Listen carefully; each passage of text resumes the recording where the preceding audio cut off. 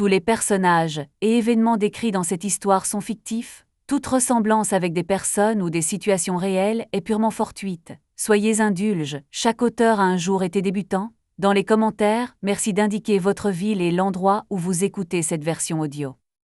N'oubliez pas d'aimer, de partager vos expériences et de vous abonner à la chaîne pour découvrir la prochaine histoire captivante. Lucas Jennings s'éveilla sous le soleil matinal qui le frappait de plein fouet. Sa tête le faisait souffrir, sa bouche était sèche et une douleur sourde et diffuse l'envahissait. Il n'était pas dans son lit, mais à même le sol froid et dur. En ouvrant ses yeux rouges et irrités, Lucas constata qu'il était allongé dans l'herbe devant sa maison. Le calme régnait aux alentours, la banlieue n'était pas encore réveillée. Au loin, sur un ciel rosé, se dressaient les sommets des montagnes rocheuses, leur silhouette familière veillant sur Colorado Springs. Une forte rafale de vent apporta l'odeur de l'herbe humide et la fraîcheur matinale, lui donnant la nausée. « Papa, comment vas-tu » entendit-il une voix tremblante au-dessus de lui, celle de sa fille. Lucas se concentra difficilement. Sophia, une jeune fille de 15 ans aux cheveux châtains emmêlés et au regard inquiet, se tenait près de lui. Elle portait un survêtement et des baskets, visiblement prête pour son jogging matinal. Au lieu de cela, elle était penchée sur son père, ivre-mort sur le seuil. Lucas tenta de se redresser en s'appuyant sur son coude. Son corps protesta. À l'intérieur, il avait l'impression qu'un pic vert martelait le sol. Il comprit qu'il avait encore trop bu la veille. Des bribes de la soirée lui revinrent en mémoire, un bar à la périphérie de la ville, du Bourbon bon marché, une dispute bruyante avec un inconnu puis le trou noir. « Merde » murmura Lucas, grimaçant à sa propre voix. Sophia se tenait à côté de lui, une bouteille d'eau à la main. Elle s'assit et la tendit à son père. « Bois un coup » murmura-t-elle doucement. Dans sa voix, il y avait à la fois de l'inquiétude et de l'épuisement, bien au-delà de son âge. Lucas saisit la bouteille d'une main tremblante, dévissa le bouchon et but plusieurs gorgées. L'eau chaude lui rafraîchit la gorge desséchée. Il cracha des glaires, puis se redressa. Il observa alors mieux sa fille. Des cernes sous ses yeux pâles indiquaient qu'elle n'avait pas bien dormi ni pleuré. La honte l'envahit, une honte insupportable. Une image se dessina dans son esprit. Un homme de 40 ans, ancien combattant, ivre-mort devant chez lui, tandis que sa fille adolescente tentait de le ranimer sous le soleil levant.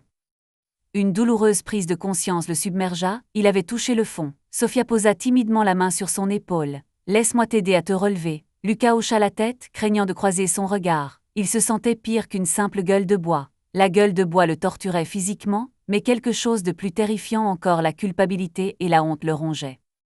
S'appuyant sur l'épaule de Sophia, il parvint à se redresser tant bien que mal.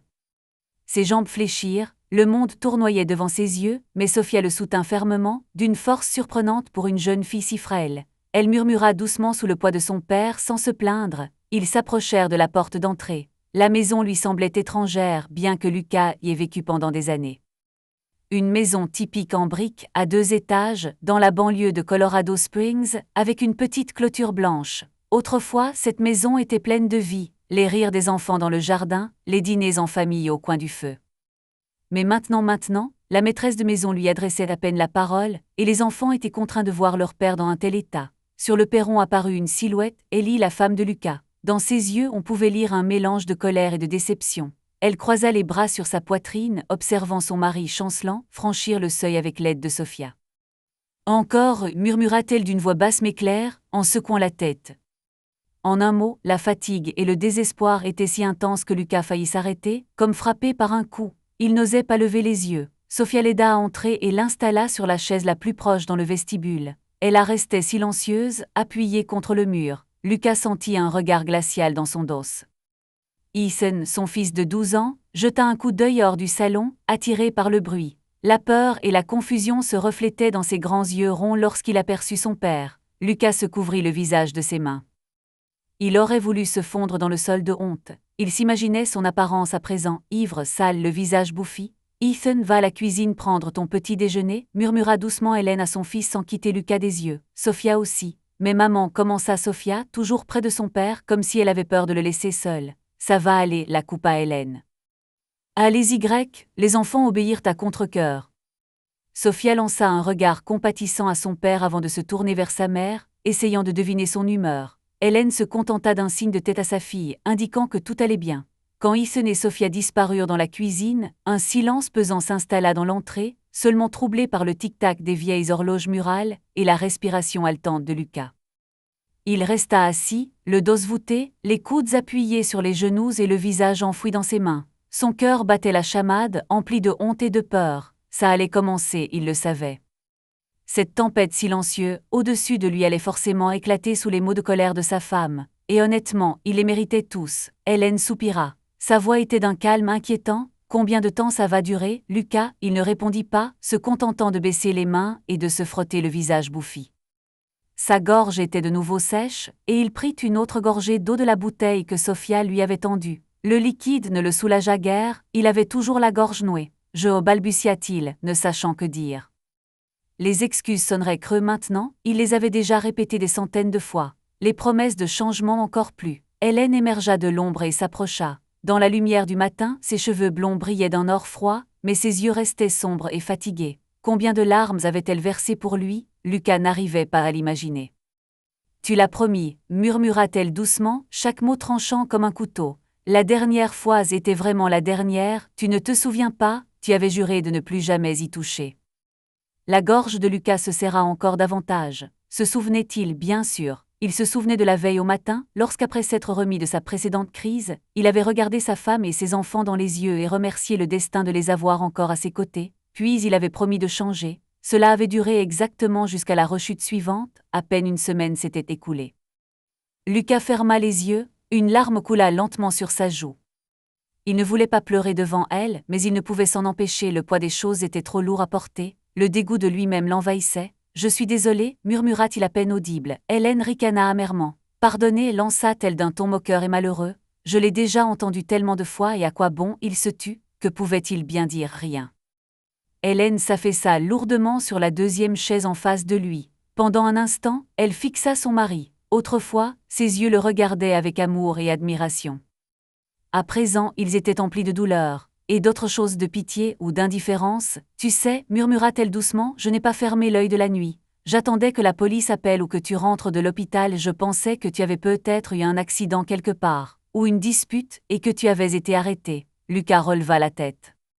Chaque mot lui était insupportable, il voulait l'arrêter, la prendre dans ses bras, implorer son pardon. Mais il savait qu'il n'oserait pas la toucher maintenant. Il parvint seulement à dire « Je n'y arrive plus. Je n'y arrive plus avec moi-même, Hélène. » Elle le regarda attentivement, le fixant du regard. « Alors faites quelque chose, dit-elle simplement. Parce que nous, » elle fit un geste de la main vers la cuisine où se trouvaient les enfants, « nous ne pouvons plus continuer comme ça. » Tout s'effondra en Lucas. Il comprit qu'il était sur le point de perdre sa famille pour toujours. Ou peut-être l'avait-il déjà perdu, à en juger par le ton de sa femme. Pendant quelques secondes, il resta la tête baissée. Puis il murmura. « Tu emmènes les enfants à l'école, oui, dans une demi-heure, répondit-elle froidement. Tu devrais prendre soin de toi, tu sens le vin. » Se détachant de son ton méprisant, Lucas chancela mais parvint à se tenir debout. Elle avait raison, il était pitoyable. Pourtant, une résolution désespérée se formait déjà en lui. Les mots d'Hélène, « fais quelque chose » résonnaient dans sa tête. « Je vais essayer » murmura-t-il. Hélène ne lui demanda pas ce qu'il voulait dire. Elle se contenta d'un hochement de tête dédaigneux. « Voyons voir. » Elle se leva, indiquant que la conversation était terminée, et se dirigea vers la cuisine avec les enfants. Juste avant de disparaître au coin du couloir, elle lança par-dessus son épaule « Reprends-toi ». Lucas se retrouva seul dans le rôle d'entrée. Un silence pesant s'abattait sur lui, seuls les murmures des enfants et le bruit de la vaisselle parvenaient de la cuisine. Sophia préparait sans doute des toasts ou du porridge avec Ethan. Une matinée ordinaire pour une famille ordinaire. Mais leur famille avait depuis longtemps cessé d'être normale, et tout cela à cause de lui. Il monta péniblement les escaliers, agrippé à la rampe. Chaque marche lui demandait un effort, ses jambes tremblaient. Une seule pensée résonnait dans sa tête, ça ne peut pas continuer. Il eut un haut-le-cœur en repensant à la veille une fois de plus, un prétexte fut-il pour boire, et la situation avait dégénéré. Peut-être que quelqu'un au magasin lui avait rappelé non, il repoussa ce souvenir douloureux. Pas maintenant. Arrivé à la salle de bain, Lucas ouvrit le robinet d'eau froide et passa la tête sous l'eau. Un filet d'eau froide le rafraîchit légèrement. Il regarda son reflet dans le miroir au-dessus du lavabo, visage bouffi et barbu, yeux rouges, lèvres gonflées. Apparemment, la bagarre au bar avait bien eu lieu. Le spectacle était pitoyable. Il ne se reconnaissait pas. « Fais quelque chose !» Ces mots lui revinrent en mémoire. Lucas comprit, une autre cuite de ce genre, et ce serait fini. Hélène partirait, emmènerait les enfants, et il les perdrait. Ayant déjà perdu le respect de sa fille et de son fils, la confiance de sa femme, il ne pouvait que sombrer. Il avait touché le fond. Serrant les dents de douleur, Lucas prit une décision ferme. Pas comme ces vagues promesses qu'il se faisait le matin et qui s'évaporaient le soir. Non, il ne pourrait pas y arriver seul, il avait déjà essayé et échoué. Il lui fallait donc de l'aide. Un mot lui vint à l'esprit, un mot qu'il avait jusque-là rejeté, réadaptation. Un ami lui avait un jour suggéré un centre pour vétérans souffrant de stress post-traumatique et d'alcoolisme. À l'époque, Lucas avait plaisanté, mais maintenant, l'idée lui paraissait terriblement réaliste. Il coupa l'eau et passa la main sur son visage pour essuyer les gouttes. La porte d'entrée claqua Hélène et les enfants étaient sans doute partis. Elle n'avait peut-être pas dit au revoir, ou peut-être avait-elle décidé de ne pas le déranger. Peu importait. Tremblant de gueule de bois et de nervosité, Lucas s'essuya le visage avec une serviette et se dirigea vers la chambre. Là, ouvrant un placard, il en sortit un vieux sac à dos usé. Il n'avait pas une seconde à perdre. S'il hésitait encore, tout serait vain. D'un geste rapide et précipité, il commença à remplir le sac. Quelques t-shirts, des pantalons de sport, des chaussettes, des sous-vêtements. Ses pensées s'emballaient, mais il s'accrochait à l'idée qu'il partait en cure de désintoxication. Sinon, il mourrait physiquement ou moralement. Une photo encadrée recouvrait les affaires, un cliché de famille pris 1 an plus tôt, où tous souriaient sans lacets, tandis que les enfants jouaient autour du sapin de Noël. Lucas afferma sa braguette. Il prit la photo comme un rappel de la raison de son voyage. Descendant avec son sac, il laissa un mot pour Hélène et les enfants sur la table de la cuisine. Sa main tremblait lorsqu'il écrivit « Parti en centre de réadaptation. Je vous aime tous, pardonnez-moi, je reviendrai transformé. » Lucas, posant son stylo, il resta immobile quelques secondes, reprenant son courage. Son cœur battait la chamade, mais au fond de son âme, une clarté inhabituelle régnait pour la première fois depuis longtemps. Il craignait l'inconnu, ce qui l'attendait au centre, si cela pouvait l'aider. Mais plus que tout, il craignait de perdre sa famille pour toujours. Et une autre chose encore lui-même. En partant, il s'arrêta un instant près du domestique dans le salon. Une autre photo était encadrée, 2 jeunes hommes en uniforme militaire, enlacés et souriants, devant une tente perdue dans le désert. C'était lui et Josh, son ami de toujours, avant cette opération. Lucas prit le cadre, ses doigts effleurant le visage de Josh sur la photo. Un nœud se forma dans sa gorge. « Pardonne-moi, mon ami », pensa-t-il, s'adressant à son compagnon disparu. Il savait que ce qui lui arrivait était dû, au moins en partie, à son incapacité à faire le deuil de Josh. Il glissa la photo dans son sac à dos comme un rappel de son devoir de vivre pleinement. 1 minute plus tard, Lucas Jennings quitta la maison, prenant soin de verrouiller la porte. Se souvenant qu'il avait laissé sa voiture au bar, il décida d'appeler un taxi. Son téléphone était avec lui. Composant le numéro, il jeta un dernier regard à la maison charmante, bien entretenue, avec des rideaux beiges aux fenêtres. Une maison qu'il avait presque entièrement détruite par sa dépendance. « Je reviendrai changer », pensa-t-il fermement, se remémorant vivement le visage effrayé de sa fille, au-dessus de lui le matin même. « Je le dois ». Le taxi arriva 10 minutes plus tard.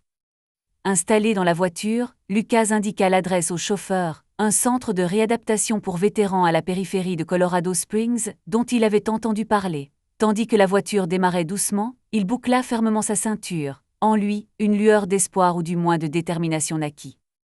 Il le savait, le chemin serait long et difficile, mais il n'y avait pas d'autre issue. Les murs de béton du centre lui parurent étrangers et inhospitaliers lorsqu'il franchit le seuil. Plus tôt ce matin-là, il était allongé sur le sol froid devant chez lui, et maintenant il se retrouvait là, parmi ceux qui s'étaient perdus dans l'alcool ou les drogues illégales.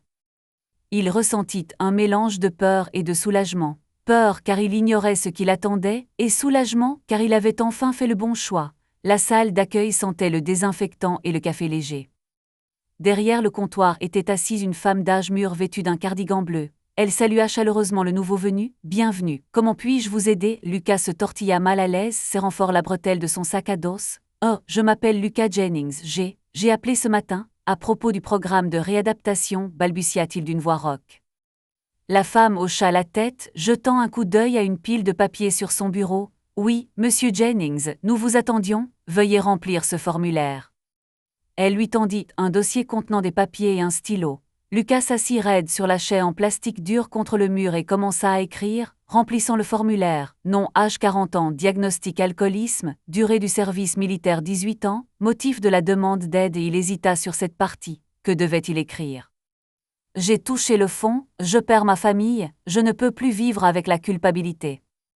Finalement, il écrivit succinctement « Je souhaite me libérer de la dépendance et du syndrome de stress post-traumatique ». Sa main tremblait légèrement, la gueule de bois n'était pas encore complètement passée. Il s'arrêta plusieurs fois, fermant les yeux tandis que les lettres commençaient à se brouiller. La salle d'attente était silencieuse, seul le tic-tac des horloges et des voix ténues provenant d'un coin se faisaient entendre. Une fois les papiers remplis, il retourna au comptoir. La femme son badge indiquait et Carole parcourut rapidement ce qu'il avait rempli. « Très bien, dit-elle doucement. Votre chambre vous a été attribuée, le médecin vous examinera bientôt. C'est votre première visite dans notre centre, Lucas acquiesça. Oui, c'est la première fois que je viens dans ce genre d'endroit. Carole la regarda avec compassion et sourit. Ne t'inquiète pas, tu te sentiras bien ici, nous avons beaucoup d'anciens combattants comme toi, tu es parmi les tiens. Lucas sourit, amèrement à lui-même. Oui, parmi les siens brisés par la guerre et ses démons intérieurs, mais à voix haute, il n'esquissa qu'un sourire là. À ce moment-là, un homme petit et musclé, vêtu d'un pantalon d'uniforme kaki orné de l'emblème du centre, apparut dans le couloir. Il lui tendit la main. « Bonjour, je suis Greg, consultant senior. » Lucas lui serra la main, remarquant sa paume rugueuse et calleuse. « Sans doute un autre vétéran. » Lucas Jennings répondit-il, enchanté, moi aussi. Allons-y Greg, je vais vous montrer votre aile et vous indiquer où se trouvent les différents équipements. Greg prit le dossier contenant les documents de Lucas des mains de Carole et lui fit signe de le suivre. Lucas jeta son sac à dos sur son épaule et suivit le consultant à travers les doubles portes, s'enfonçant plus profondément dans le centre. Le couloir était lumineux, les murs peints d'un vert apaisant. Des affiches aux slogans inspirants comme « Un jour à la fois » et des photographies de paysages montagneux du Colorado étaient accrochées à certains murs. Au loin, on entendait le murmure de l'eau peut-être d'une fontaine de la cour intérieure. « Comment êtes-vous arrivé ici ?» demanda Greg en maintenant la porte de l'ascenseur ouverte. « Je suis arrivé normalement » répondit brièvement Lucas. Il n'était pas d'humeur à parler à ce moment-là. Cependant, il semblait que Greg comprenne son état. Les premiers jours sont les plus difficiles, mais ne vous inquiétez pas, nous avons une bonne équipe. Si vous avez besoin de quoi que ce soit des médicaments ou simplement de parler à quelqu'un, n'hésitez pas à venir nous voir. Il désigna la ligne correspondante sur le formulaire de candidature. « Êtes-vous également un ancien combattant ?»« Oui, l'armée » a confirmé Lucas. « Je m'en doute, sourit Greg. Beaucoup de nos gars ici sont passés par là. Moi par exemple, je suis infirmier militaire à la retraite. » Ils sortirent de l'ascenseur au 2e étage. Greg ouvrait la marche dans le couloir. « Voici votre chambre. Les chambres sont par deux. Pour l'instant, vous logerez dans l'une d'elles, mais un camarade pourrait vous rejoindre plus tard. Voici notre salon, télévision, baby-foot, machine à café. Regardez cet espace ouvert avec des canapés où plusieurs personnes discutaient. Voici la cafétéria, descendez-y pour manger quand ce sera votre tour. Et voici votre chambre, la numéro 14. » Il s'arrêta devant une porte avec un panneau indiquant les numéros 14 A et 14B, 2 lits semblait-il. Greg ouvrit la porte avec sa clé et laissa Lucas entrer. La petite chambre contenait 2 lits identiques, des armoires et des bureaux. Près de la fenêtre se trouvait une table avec 2 chaises. Tout était simple mais propre. La fenêtre donnait sur la cour intérieure, où l'on apercevait un carré de pelouse et où plusieurs personnes faisaient leurs exercices matinaux. « Installez-vous confortablement, » dit Greg. Le médecin examinera votre état dans une demi-heure environ, il vous prescrira peut-être quelque chose pour vos symptômes. Il tremblait déjà, Lucas ne pouvait le nier, ses mains tremblaient légèrement, une sueur froide coulait sur son corps malgré la chaleur estivale, son front était humide. « Oui, un peu, admit-il, ne vous inquiétez pas, la désintoxication sera surveillée. Si nécessaire, nous avons des médicaments pour vous aider. Le plus important, c'est que vous soyez là maintenant, ce pas courageux. » Lucas esquissa un sourire amer. « Je ne me sens pas courageux, mais il bafouilla. Un homme qui a décidé de se battre, conclut Greg d'un ton ferme. Cela mérite le respect, beaucoup n'en arrivent jamais là. » À ces simples mots, des larmes inattendues montèrent aux yeux de Lucas. Il baissa rapidement les yeux, feignant de regarder le lit. « Merci, dit-il d'une voix rauque. » Greg lui tapota l'épaule. « Repose-toi.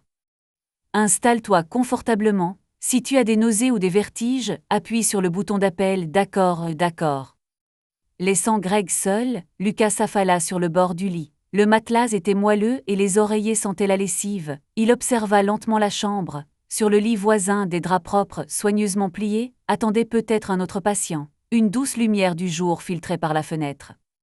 Sur la table de chevet, quelqu'un avait laissé un magazine Sport Illustrated oublié. Il semblait avoir appartenu à l'occupant précédent.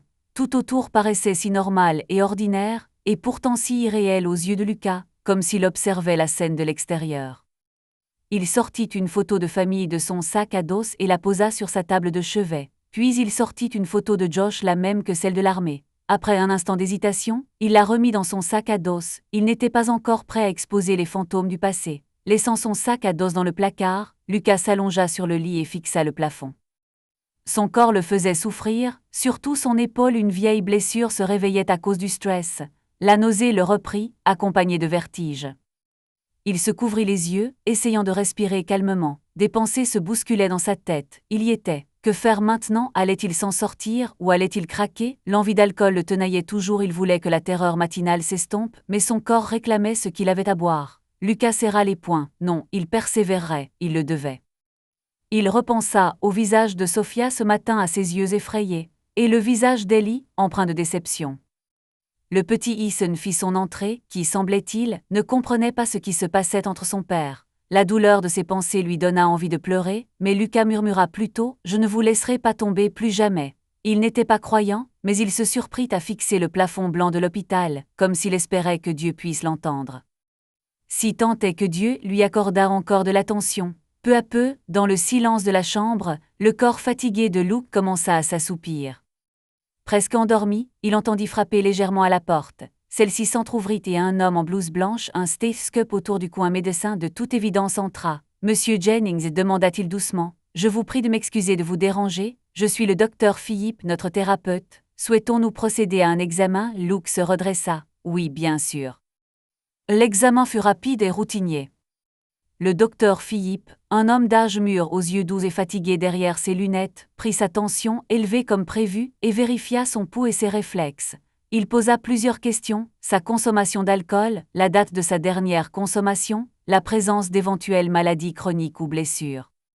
Luke répondit honnêtement, il buvait excessivement depuis 2 ans, s'était fortement enivré la veille, souffrait d'une ancienne blessure à l'épaule, mais n'avait pas d'autres blessures. Il mentionna des insomnies et des cauchemars. Le docteur Philippe se contenta d'un hochement de tête entendu. Beaucoup ici souffrent de la même chose. Le syndrome de sevrage alcoolique peut être soulagé par des médicaments, conclut le docteur Philippe en prenant des notes dans son dossier. Je vous prescrirai une gélule de vitamines et des sédatifs pour ce soir, afin de vous aider à dormir. Et probablement un antiépileptique au cas où. Avait-il eu des crises d'épilepsie ou des hallucinations pendant le sevrage? Luke acquiesça.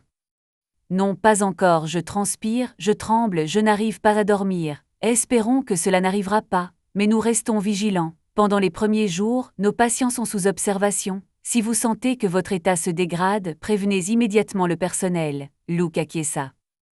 Il se sentait humble, comme un patient à l'hôpital, peu habitué à cette situation, mais contraint de faire confiance au médecin. Lorsque le médecin partit, promettant d'envoyer une infirmière avec des médicaments, Lucas se recoucha. Une évidence s'imposa à lui, désormais, sa vie appartiendrait à cet endroit pour un temps.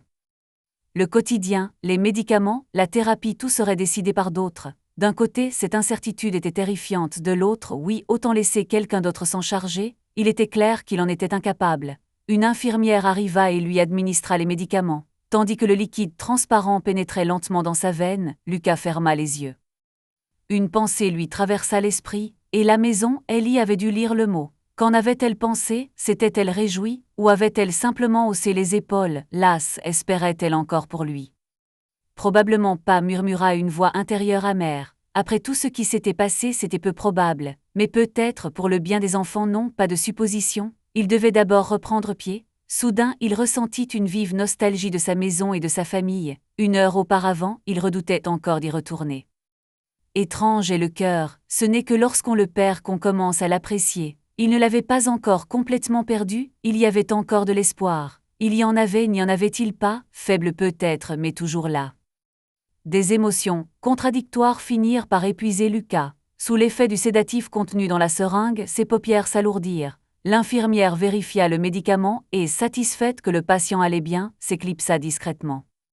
Lucas sombra dans un sommeil profond et sans rêve, pour la première fois depuis longtemps, endormi, lucide, sous la garde d'inconnus, mais peut-être enfin à l'abri de lui-même. La nuit lui apporta à la fois le repos et ce que Lucas redoutait secrètement. D'abord, il dormit profondément, sous l'effet des médicaments, mais au matin, lorsque leurs effets s'estompèrent, son esprit laissa ressurgir les vieux fantômes. Il était de nouveau là, dans le désert brûlant. le sable jaune sous ses pieds, une lourde armure sur les épaules, un fusil automatique à la main. Le soleil aveuglant au zénith. Ils longèrent un mur d'argile avec Johnson, leurs armes fermement serrées contre eux. Au loin, une ombre vacillait, l'ennemi. Son cœur battait la chamade, l'adrénaline lui montait à la tête. « Attention, secteur sécurisé », murmure Josh en jetant un coup d'œil derrière le coin d'une maison à moitié détruite. Lucas hoche la tête en s'essuyant le front d'un revers de main. L'air est immobile, seul le vent soulève la poussière. L'équipe s'est séparée et fouille maintenant ensemble ce recoin caché du village afghan. Regardez des deux côtés, répond Lucas en essayant de garder son calme. Son cœur bat la chamade, le silence est trop pesant. Josh se tourne vers lui et lui sourit, comme pour le rassurer. Josh a toujours eu des nerfs d'acier. Il baisse son arme un instant et dit « Comment on rentre? La première bière, c'est moi qui offre. » Juste la première, Josh, crie-t-il, sans entendre sa propre voix résonner dans ses oreilles. Un nuage de fumée apparaît devant lui. Lucas sursaute, chancelant. Là où son ami se tenait un instant auparavant, il y a maintenant un trou. L'explosion projette des débris, dont des briques qui le frappent. « Josh !» crie-t-il à nouveau, la gorge en feu à cause du sable et des cris. Soudain, il voit. Lucas saisit la radio et appelle les secours. Soldat blessé, besoin urgent d'aide, sa voix grésille mais il semble l'entendre. Il tombe à genoux près de Josh, essayant d'évaluer ses blessures. « Merde Josh, tiens bon !» crie Lucas, sentant la sueur salée sur le visage de Josh. Lui parvient à peine à dire Josh. Son regard erre, ses pupilles dilatées. « Je suis là, mon pote !» dit Lucas en lui serrant la main, essayant de maintenir son ami conscient. « N'ouvre pas les yeux, tu m'entends, les secours arrivent. » Josh tente de sourire, mais grimace de douleur. Il murmure quelque chose d'indistinct. Lucas n'en croit pas ses oreilles. « Qu'est-ce que tu as dit? Reste calme, tais-toi, garde tes forces. » Mais Josh serre la main de Lucas de toutes ses forces, retenant son dernier souffle. « Arrête !» crie Lucas désespérément, comme si sa voix pouvait sauver son ami. Où sont ces foutus médecins? Mais c'était trop tard. Non, non, non, hurle Lucas, agrippant son ami par les épaules et le secouant, espérant le ramener à la vie. Josh ouvre les yeux, que Dieu te vienne en aide, n'ose pas mourir, aucune réponse ne vint. Seul le vent hurlait sur les ruines et l'on entendait au loin les cris d'autres soldats. Le monde s'écroulait. Lucas se pencha sur le corps de son meilleur ami, son front touchant celui ensanglanté de Josh. Il hurla sans s'entendre crier, sentant son cœur se déchirer au plus profond de lui. Non, en réalité, ce cri jaillit de la poitrine de Lucas Jennings, et il se réveilla en sursaut. Sa poitrine se soulevait violemment, sa gorge le brûlait. L'obscurité l'enveloppait, seul un pâle rectangle de fenêtre témoignait de l'aube. Des gouttes de sueur froide perlaient sur son front, sa chemise lui collait à la peau. Soudain, la porte de la chambre s'ouvrit, révélant l'infirmière de service. « Que s'est-il passé ?» tu criais.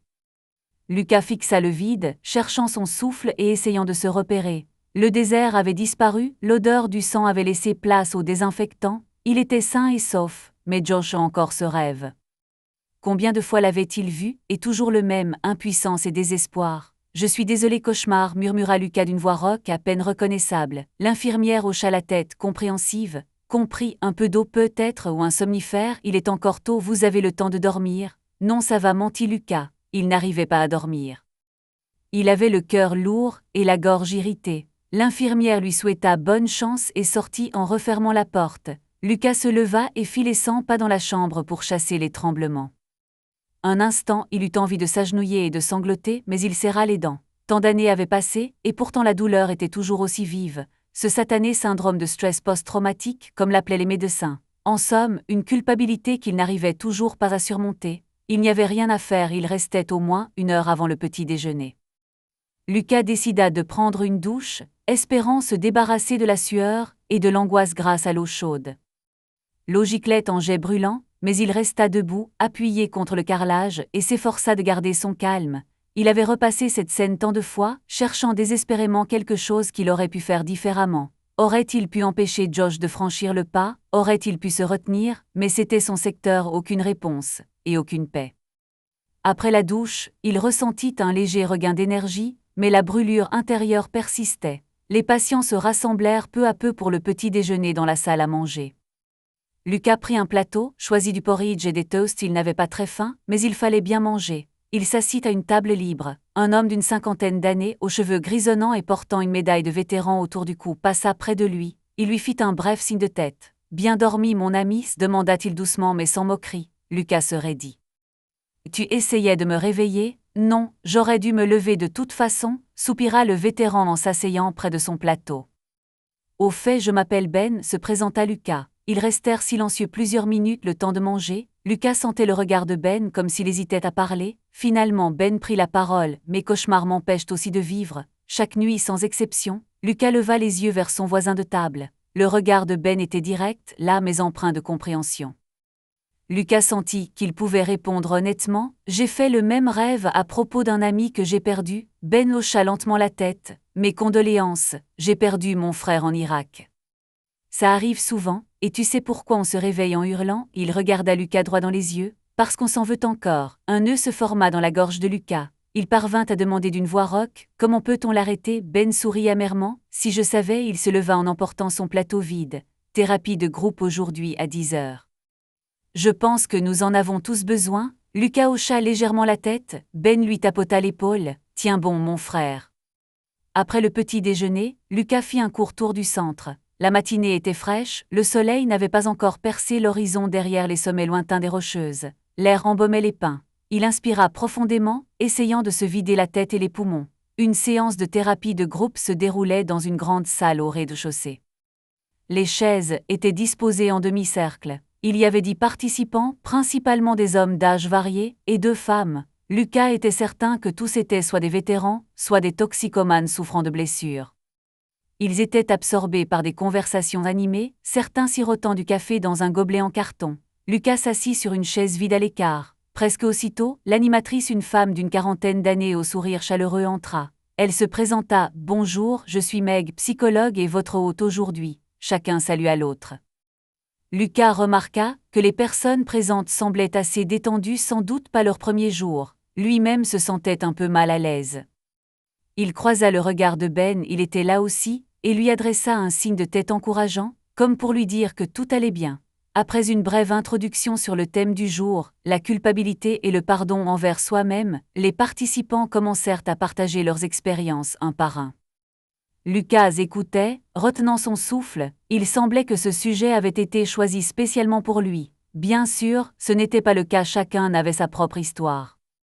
Un jeune homme de 25 ans racontait comment son meilleur ami était mort dans un accident, alors qu'il conduisait en état d'ivresse. Il pleurait en disant qu'il ne pouvait pas se pardonner et qu'il avait bu encore plus. Maintenant, il essayait de comprendre. Une femme d'âge mûr, le dos courbé, parlait de son mari mort à cause de ses excès, et elle s'en voulait de ne pas avoir su se ressaisir. Ben prit aussi la parole, racontant calmement l'histoire de son frère, mort à la guerre. Aujourd'hui encore, Ben est convaincu qu'il aurait dû être à sa place. Chaque récit résonnait douloureusement en Lucas. Il voyait comment la culpabilité rongeait les autres, comment il se tourmentait, et il réalisa qu'il avait fait de même pendant des années. À un moment donné, la psychologue Meg le regarda. « Lucas, tu veux partager quelque chose seulement si tu es prêt ?» Il sentait tous les regards braqués sur lui, son cœur fit un bond dans sa gorge. C'était difficile de parler de choses aussi intimes devant des inconnus. Mais déjà, tant de gens s'étaient confiés, Lucas sentit qu'il devait essayer. Il s'éclaircit la gorge, sentant ses mains trembler. Oui, il est peut-être temps d'essayer. Sa voix paraissait d'abord rauque et douce. « Je m'appelle Lucas, je suis alcoolique. Je bois pour noyer ma culpabilité. Il y a des années, pendant mon service militaire, j'ai perdu mon meilleur ami. Il est mort entre mes mains. J'ai survécu. » La gorge serrée, Lucas resta silencieux un instant, tentant de réprimer l'émotion qui le submergeait. Meg hocha la tête d'un air encourageant. « Penses-tu être responsable de sa mort ?» Les lèvres de Lucas tremblèrent. C'était particulièrement douloureux de le dire à voix haute. « Oui. Je crois que j'aurais dû mourir à sa place, ou avec lui. Je n'ai pas pu le sauver, mais tu ne l'as pas tué, n'est-ce pas ?» demanda doucement Meg. Lucas grimaça. « Non, bien sûr que non. Mais j'étais aux commandes à ce moment-là. J'étais responsable du secteur où nous avons rencontré un autre homme du groupe, mince et au regard perçant, intervint. « Écoute, mon ami. Tu sais combien on est nombreux à penser si seulement, et si, au combat, il n'y a pas de solution miracle, le hasard règne. » Lucas acquiesça. « Mais j'ai toujours l'impression que c'est de ma faute. Il m'a même dit à la fin de ne pas m'en vouloir. Mais je n'y arrive pas. » En disant cela, il réalisa soudain qu'il pleurait. Les larmes coulaient sur ses joues, mais il se fichait de qui le voyait. Pendant 10 ans, il avait gardé cette douleur en lui, ne la libérant que par l'alcool.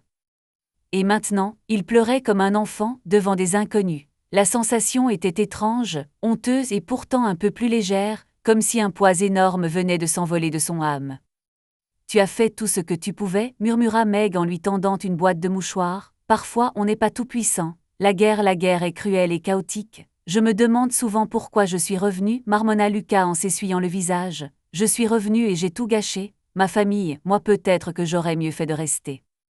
Plusieurs personnes du groupe secouèrent la tête d'un air désapprobateur. Ben déclara fermement, « Ne dis pas ça. Le fait que tu sois en vie signifie que tu dois vivre pour toi et pour lui. » Oui, fit écho la femme. Ton ami ne voudrait pas que tu te suicides avec ce sentiment de culpabilité, comme s'il l'avait entendu, son ami lui avait dit de ne pas s'en vouloir. Mais comment Lucas hésita et dit, « Comment pourrais-je me pardonner si mon ami est mort ?» Meg répondit doucement, « C'est un processus Lucas, ça ne se fera pas d'un coup.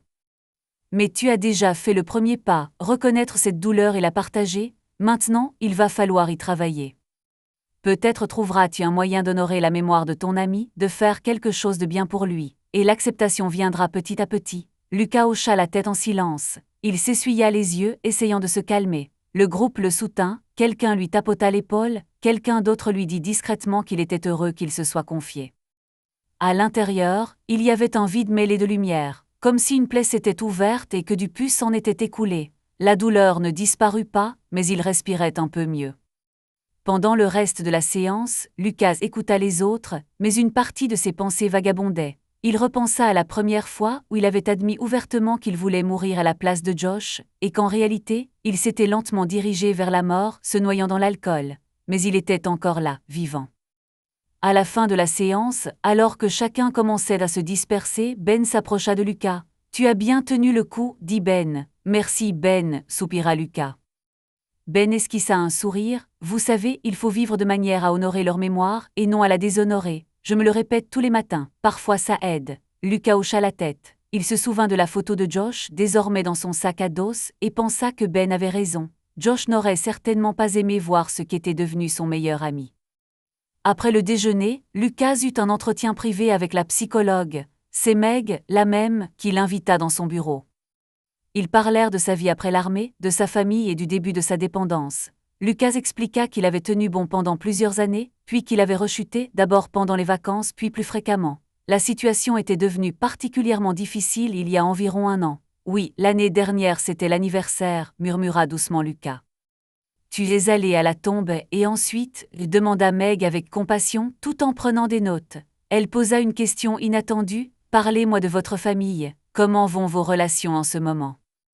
Lucas soupira profondément. « C'est mauvais, ma femme est sur le point de me quitter, je le sens. Ma fille, elle a sans doute honte de moi, mais elle s'accroche encore, elle essaie de m'aider. Mon fils, c'est encore un enfant, il a peur. » En disant cela, il réalisa, il ne les avait pas encore appelés. Depuis combien de jours était-il là, le 3e, le 4e? Ses souvenirs étaient un peu flous à cause des événements, mais à peu près. « Voulez-vous les appeler ?» demanda Meg doucement, comme si elle lisait dans ses pensées. En général, nous recommandons de contacter ses proches après quelques jours si on se sent prêt. Lucas acquiesça. « Oui, je leur ai laissé un mot, ils savent où je suis mais je veux entendre leur voix. » Le psychologue sourit. « C'est bon signe. Je pense que tu peux appeler à la maison ce soir si tu te sens assez en confiance. » Le soir venu, une fois toutes les procédures et séances terminées, Lucas prit nerveusement le téléphone du bureau administratif du centre. Il composa le numéro de la maison, il attendit si longtemps qu'il crut que personne ne répondrait, mais finalement, il entendit la voix de sa fille. « Allô, Sophie ?» Un sanglot lui noua la gorge, mêlé de tendresse et de culpabilité. « Salut ma chérie, c'est papa. » Un silence suivit quelques secondes, puis un sanglot étouffé. « Papa, toi comment vas-tu ?» balbutia-t-il. « Je vais bien, ma petite lapine, je fais de mon mieux. » Sophie renifla bruyamment. « Je suis si heureuse, nous avons lu ton mot. Je pensais que tu n'appellerais pas. » Lucas s'excusa. « Pardonne-moi, comment vas-tu? Comment va Ethan, maman ?» Il entendit sa fille appeler quelqu'un. « Ethan, viens ici, papa appelle. » Des pas retentirent dans le combiné, puis une voix frêle et enfantine. « Papa, tu suis vraiment en traitement ?» Lucas déglutit difficilement. « Oui, mon fils, je le suis. Et je le serai jusqu'au bout, je te le promets. » « L'école ?» demanda Ethan avec enthousiasme. « Papa, c'est déjà les vacances, mais sa voix trahissait une pointe de joie. »« Exactement, exactement, » répondit Lucas avec un sourire nerveux. « Qu'est-ce que tu fais alors ?» demanda Ethan avec impatience. Lucas ressentit une pointe de regret, c'était à lui de trouver une solution pour son fils. « Mais ne t'inquiète pas, la suite arrive, bien. »« Et qu'as-tu fait, Sophia ?» demanda-t-il, reprenant la conversation avec sa fille. « Je suis allé voir un film avec des amis hier. Maman nous a emmenés, répondit-elle. Et elle ajouta doucement, « Maman veut parler. » Le cœur de Lucas s'emballa, il entendit sa voix maintenant. Au téléphone, il y avait une voix prudente. Lucas, Ellie, il faillit s'évanouir submergé par l'émotion. Merci d'avoir tenu bon jusqu'ici. Elle se tut puis dit d'un ton formel. Comment te sens-tu? Mieux maintenant, répondit Lucas d'un ton ferme. Je prends ça au sérieux, Ellie, je ne te laisserai pas tomber cette fois. En guise de réponse, le silence, on n'entendait que sa respiration, puis bien, tu en as plus que quiconque besoin. Il ferma les yeux, imaginant son visage. Peut-être fronce-t-elle les sourcils, se mord-elle la lèvre, ne lui fait-elle pas encore confiance? Et elle a raison. Je t'appellerai, dit-il doucement, et merci de ne pas avoir abandonné jusqu'à présent. Ellie soupira. Lucas, passons à autre chose. Concentrons-nous sur ta guérison, ensuite on verra. Ses paroles sonnaient neutres, presque détachées, mais Lucas s'attendait à un ton plus dur. Au moins elle lui parlait. Bien sûr, acquiesça-t-il. Comment vont les enfants? Ils ne sont pas fâchés contre moi? Non, ils sont contents que tu sois soigné. Tu leur as manqué et la voix d'Ellie tremblait légèrement sur ces derniers mots. Je sais, ils me manquent aussi, ajouta-t-il à peine audible. À l'autre bout du fil, le silence. Puis, s'il te plaît, guéris vite, d'accord. D'accord, répondit doucement Lucas, je t'aime. Il entendit Ellie, qui rendait apparemment le téléphone aux enfants, sa voix plus claire, dites au revoir et c'est tout. Sophia reprit le téléphone. Papa, on t'aime aussi, reviens vite, mais seulement sobre, d'accord, Lucas soupira tristement. Je te le promets, mon chéri, encore quelques mots, et la communication fut coupée. Lucas garda le téléphone près de son oreille longtemps après que la sonnerie se soit tue, comme pour retenir la chaleur des voix de sa famille. Il comprenait, pour eux, il devait continuer à se battre. Cette nuit-là, il revit Josh en rêve. Mais cette fois, le rêve était différent, ils étaient assis sur un char sous un ciel étoilé et restaient silencieux. Avant de se réveiller, Josh sembla lui sourire et dit « Vis ». Lucas se réveilla dans l'obscurité, les yeux humides, et murmura dans la pièce vide « J'ai serré mon frère ». 1 mois plus tard, Lucas se sentait transformé en rentrant chez lui. Pourtant, la maison l'accueillit dans un silence prudent. Ellie et les enfants l'attendaient à la porte, avec une froideur presque formelle. Les enfants se précipitèrent pour l'embrasser, Sophia s'accrocha fort, comme si elle avait peur de le lâcher, Ethan enlaça son père en contrebas, enfouissant son nez dans son ventre. Lucas les serra tous les deux dans ses bras, le cœur serré par la joie et la culpabilité. « Tu m'as tellement manqué, papa » murmura Sophia sans la lâcher. « Moi aussi, mon rayon de soleil » répondit-il en embrassant sa fille sur la tête, puis en ébouriffant les cheveux de son fils. « Toi aussi, tu m'as manqué, mon ami » Ethan sourit en regardant son père. « Tu es vraiment sobre maintenant » demanda Ethan d'un ton grave. « Oui » répondit Lucas, « et je ne boirai plus. » Ella se tenait un peu à l'écart, observant la scène d'un air indéchiffrable. Lorsque Lucas lâcha les enfants, leurs regards se croisèrent. Il vit qu'elle était partagée. D'un côté, elle était heureuse pour les enfants, de l'autre, une froide méfiance persistait dans son regard. « Ellie » murmura-t-il doucement, ne sachant que dire. Elle hocha brièvement la tête. « Content que tu sois rentré. » Les mots étaient justes, mais l'émotion était presque absente. Lucas comprit, la confiance ne serait pas rétablie après 1 mois de rééducation. Ce n'était qu'un premier pas. En entrant, il sentit une odeur familière, celle de la maison, un mélange de pâtisserie, de parfums d'ambiance à la lavande et d'autres choses d'indéfinissables, mais réconfortants. Oh, comme cet endroit lui avait manqué, il avait soif de cette nouvelle vie. « J'ai préparé le dîner » annonça Ella en se dirigeant vers la cuisine. « Rien d'extraordinaire, mais je pense que tu as besoin de quelque chose de normal. » Lucas remarqua un gratin et une salade fraîche sur la table. Ces derniers temps, Ella cuisinait rarement avec autant de soin. Ce dîner était peut-être un geste de soutien ou simplement une tradition d'hospitalité. La conversation se déroula principalement avec les enfants. Sophia raconta son inquiétude avant sa présentation pour le projet d'études d'été et comment cela s'était bien passé. Ethan raconta comment il avait appris quelques figures de skateboard. Ils essayaient visiblement de raconter à leur père tout ce qu'il avait manqué pendant 1 mois. Lucas souriait, les encourageait et posait des questions. Ella restait assise tranquillement, mangeant peu, glissant de temps à autre une remarque, complimentant Sophia ou corrigeant le récit d'Ethan. Un mur invisible de distance s'était dressé entre Lucas et elle. Après le dîner, les enfants coururent dans leur chambre. Sophia promit de montrer une nouvelle playlist à son père plus tard. Ella débarrassa le lave-vaisselle. Lucas décida de l'aider, il débarrassa la table, emballa la salade dans du film plastique. « Merci, c'était délicieux » dit-il doucement, debout près de l'évier à côté de sa femme. « Ravi que tu aies aimé » répondit-elle tout aussi doucement sans le regarder. Un silence pesant s'installa. Lucas le savait, il devait parler mais il ne savait pas comment s'y prendre. Le passé pesait sur eux. Il murmura d'une voix lasse, « Je te suis très reconnaissant de t'être occupé des enfants, d'avoir attendu. » Elle referma la porte du lave-vaisselle et se tourna vers lui. Un léger sourire effleura ses lèvres, mais son regard restait grave. « Ne me remercie pas, je l'ai fait pour eux, » dit-elle sans colère, plutôt avec épuisement. Lucas hocha la tête, « Je comprends. » Il aurait voulu dire autre chose, qu'il l'appréciait, qu'il se souvenait de sa douleur, que les choses allaient changer, mais peut-être que les mots n'avaient plus aucune importance. Cette nuit-là, il s'installa dans la chambre d'Amy. Leur lit conjugal, dans la chambre à coucher, était depuis longtemps un territoire interdit. Ella ne dit rien lorsqu'il y apporta ses vêtements de nuit. Elle laissa peut-être même échapper un léger soupir. Lucas était allongé sur le dos, le regard fixé sur le plafond faiblement éclairé de la chambre d'Amy.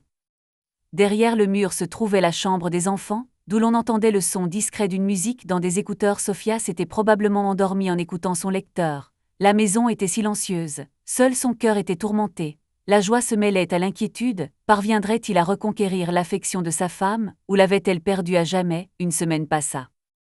Lucas suivit scrupuleusement les recommandations. Chaque jour, il assistait à une réunion des alcooliques anonymes en centre-ville, courait dans le quartier le matin en boitant, et se lançait dans quelques petits travaux de bricolage. Il s'occupait pour éviter que ses pensées ne le submergent. Les enfants étaient heureux d'avoir un père sobre à la maison. Presque tous les soirs, Sophia discutait avec lui de tout et de rien, de ses amis, de son projet de rejoindre le club de théâtre de l'école à la rentrée. Un jour, timidement, elle lui demanda, « Papa, tu peux venir avec moi au stade? Je cours le matin, mais je veux m'entraîner avant le cross-country de l'école. Il me faut quelqu'un pour me chronométrer. » Lucas faillit pleurer en entendant ce ton innocent, et pourtant si familier de la part de sa fille. « Bien sûr, Sophia, on ira ensemble demain, je serai ravie de t'aider. » Et ils partirent au samedi matin pour le stade de l'école. Sophia courut sur la piste tandis que son père, chronomètre en main, l'encourageait et notait ses temps. Ensuite, il lui offrit une limonade dans un café en bord de route. Ils s'installèrent à une table en terrasse, le soleil tapait déjà fort. Sophia raconta ses amis, et Lucas l'écouta, émerveillé de la voir si mature et raisonnable. Il avait l'impression de redécouvrir sa fille, celle qu'il avait manquée à force de boire. C'était un bonheur mêlé de regrets pour le temps perdu. Avec Ethan aussi ça s'améliora. Au début, il se sentait mal à l'aise avec son père, il ne savait visiblement pas comment se comporter avec celui qui était devenu son nouveau père. Mais peu à peu, voyant que son père était de bonne humeur, ne criait pas et ne se renfermait pas, le garçon s'est détendu. Lucas a joué à plusieurs jeux vidéo avec lui, ils sont allés faire du vélo ensemble. Ethan lui-même parlait de son père avec fierté à ses amis, le leur présentant lors de leur rencontre fortuite. Pour Lucas, cela signifiait beaucoup, son fils n'avait plus honte de lui. Cependant, la situation était compliquée avec Ella. Elle gardait une attitude calme et polie mais froide. Les accès de colère et les cris avaient disparu, mais la chaleur aussi. Ils communiquaient comme des voisins, plus animés en présence des enfants, plus sèches et formels dans leur absence. Lucas avait l'impression qu'elle le repoussait, comme si elle craignait de trop s'approcher. Un soir, alors qu'il couchait Ethan, Lucas entendit Ella parler au téléphone dans le salon, en bas. Il était environ 22 heures, les enfants dormaient presque. La voix d'Ella était douce, mais on y percevait des intonations que Lucas n'avait pas entendues depuis longtemps, douces voire tendres. Il ne put s'empêcher de se sentir mal à l'aise. En entrant dans le salon, il vit de la lumière et la silhouette d'Ella assise sur le canapé, le téléphone à l'oreille. Apercevant Lucas, elle tressaillit légèrement et raccrocha précipitamment, « D'accord, à demain. » Lucas s'arrêta à la porte, « Tout va bien ?»« Oui, » répondit-elle en hochant la tête et en évitant son regard. Elle appelait une amie pour le travail. « Compris », dit-il en tendant la main, sentant que quelque chose lui échappait. Quel genre de collègue pouvait bien provoquer une telle expression sur son visage? Les joues d'Ella s'empourprèrent, ses yeux pétillèrent, comme ceux d'une femme qui venait de parler à quelqu'un d'important. Il chassa ses pensées, mais un doute s'insinua en lui. Les jours suivants, Lucas commença à remarquer des choses qu'il n'avait jamais vues auparavant lorsqu'il était ivre. Ella passait son temps au téléphone à envoyer des SMS, et à sa vue, elle cachait nerveusement l'écran. Parfois, elle rentrait tard faire les boutiques ou chez une amie. Elle revenait plus enjouée que d'habitude, parfois en fredonnant. Les enfants semblaient indifférents, ils pensaient que leur père comprenait. Mais Lucas se sentait aveugle, retrouvant peu à peu la vue. Un jour, en rangeant la chambre, il tomba sur une boîte dans le tiroir de la table de chevet d'Ella, où se trouvaient des papiers. Sans vouloir s'immiscer dans sa vie privée, Lucas aperçut néanmoins par hasard le coin d'une enveloppe portant le logo d'un cabinet d'avocats. Son cœur rata un battement, des avocats. Il resta debout, agrippé au bord de la boîte, réalisant qu'il s'agissait peut-être de papier de divorce. Ses mains tremblaient. Lucas referma soigneusement la boîte. Un brouillard dans sa tête menaçait de se transformer en orage. Il quitta la chambre et s'assit sur les marches, essayant de se calmer. Si elle avait déjà consulté des avocats, la décision était-elle prise, mais pourquoi ne disait-elle rien alors? Par pitié, par prudence, pour ne pas compromettre sa sobriété, il passa la main sur son visage. Était-ce vraiment la fin de leur mariage? Y avait-il encore une chance de changement? Il avait certainement changé cette nuit-là. Lucas lutta contre une envie irrésistible de boire. Le spectre du réconfort passé lui murmurait « Bois, ça ira mieux, tu oublieras ». Il prit même les clés de la voiture dans le couloir, avec l'intention de se précipiter au magasin d'alcool pour acheter une bouteille, mais se retint au bout d'un pas. Non, pas encore. Il se força à lâcher les clés, comme brûlées vives, et alla à la cuisine où il but un verre d'eau fraîche. Puis, machinalement, il ouvrit le placard où étaient rangées les bouteilles. Il était vide, bien sûr, tout avait été rangé, Dieu merci. Lucas referma le placard et serra les poings. Non, même si tout s'écroule, il ne touchera pas à l'alcool. Il l'avait promis aux enfants, à lui-même, à Joshua, et aucune souffrance ne saurait justifier de boire à nouveau. Mieux valait hurler de désespoir dans la forêt que de replonger. Pour se distraire, Lucas sortit le carnet qu'on lui avait donné au centre et se mit à écrire comme on le lui avait conseillé lorsque l'envie de boire se faisait sentir, d'écrire ses sentiments. Les lettres s'enchaînaient, mais il écrivait tout ce qui le faisait souffrir, la peur de perdre sa femme, la honte du passé, le ressentiment, l'amertume, l'amour pour sa famille, tout était mis en ordre. La page était trempée de larmes, il ne s'en rendait même pas compte, mais il était un peu plus facile de libérer ses émotions sur le papier. Le lendemain, il décida d'avoir une conversation franche avec les enfants, pas directement sur le divorce puisque rien n'était encore clair, mais sur leur mère. Il voulait comprendre ce qu'ils savaient.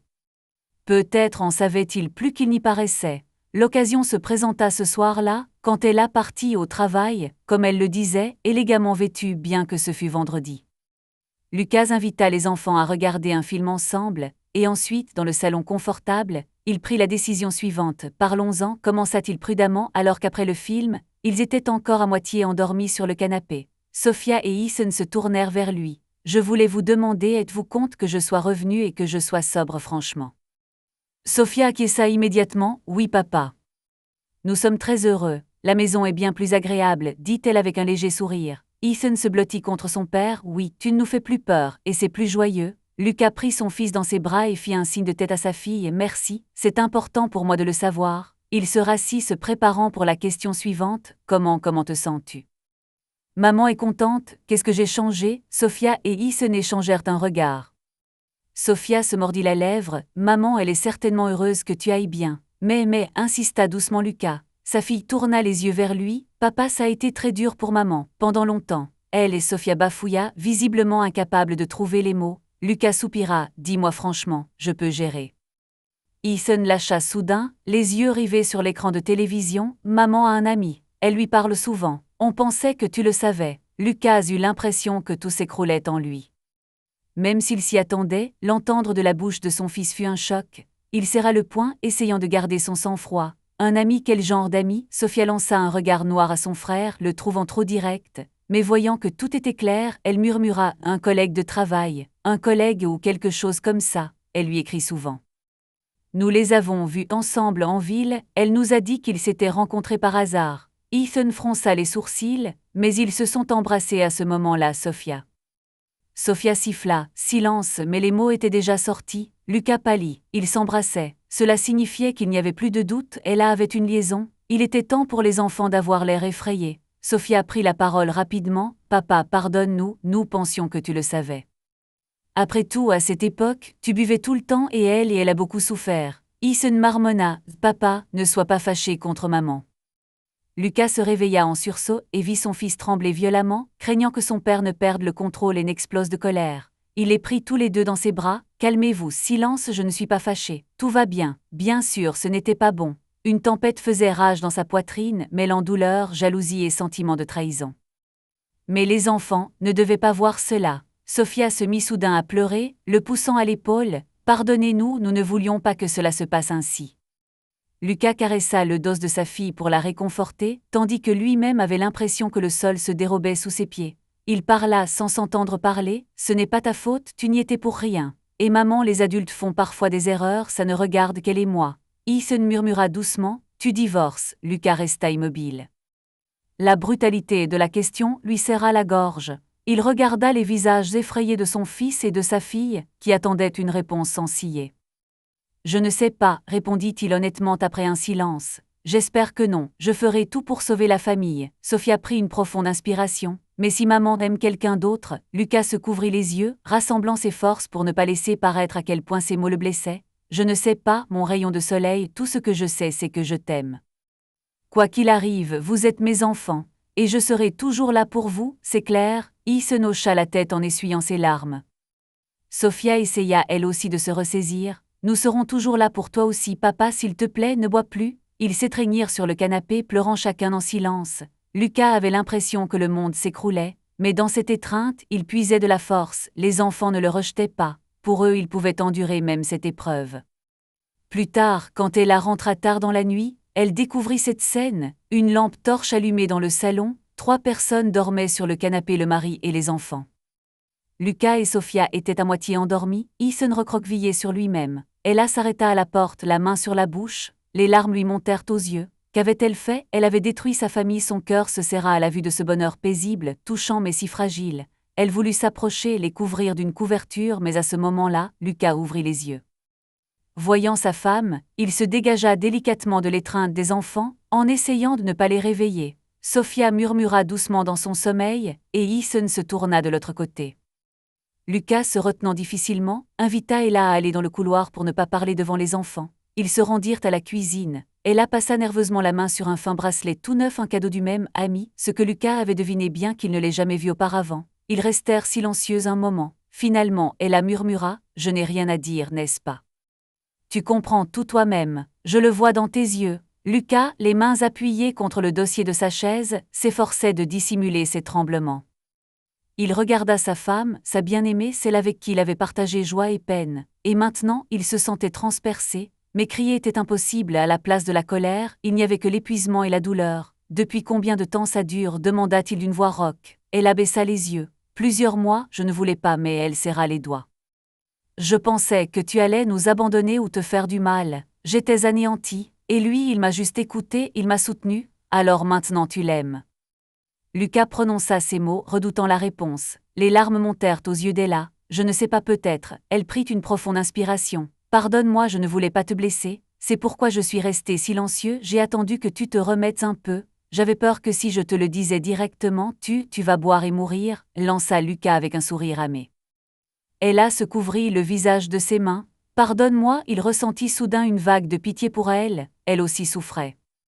Mais cette pitié fut rapidement remplacée par son propre chagrin. « Alors tu as déjà décidé de me quitter ?» Elle prit une profonde inspiration. « J'ai déposé les papiers du divorce, mais je ne t'ai pas encore envoyé de convocation, je me retenais, j'avais peur d'en finir complètement. » Lucas ferma les yeux, c'était fini. Même en le sachant, ça faisait encore mal. Pendant un instant, la cuisine ne résonna que de ses sanglots étouffés et de sa respiration haletante.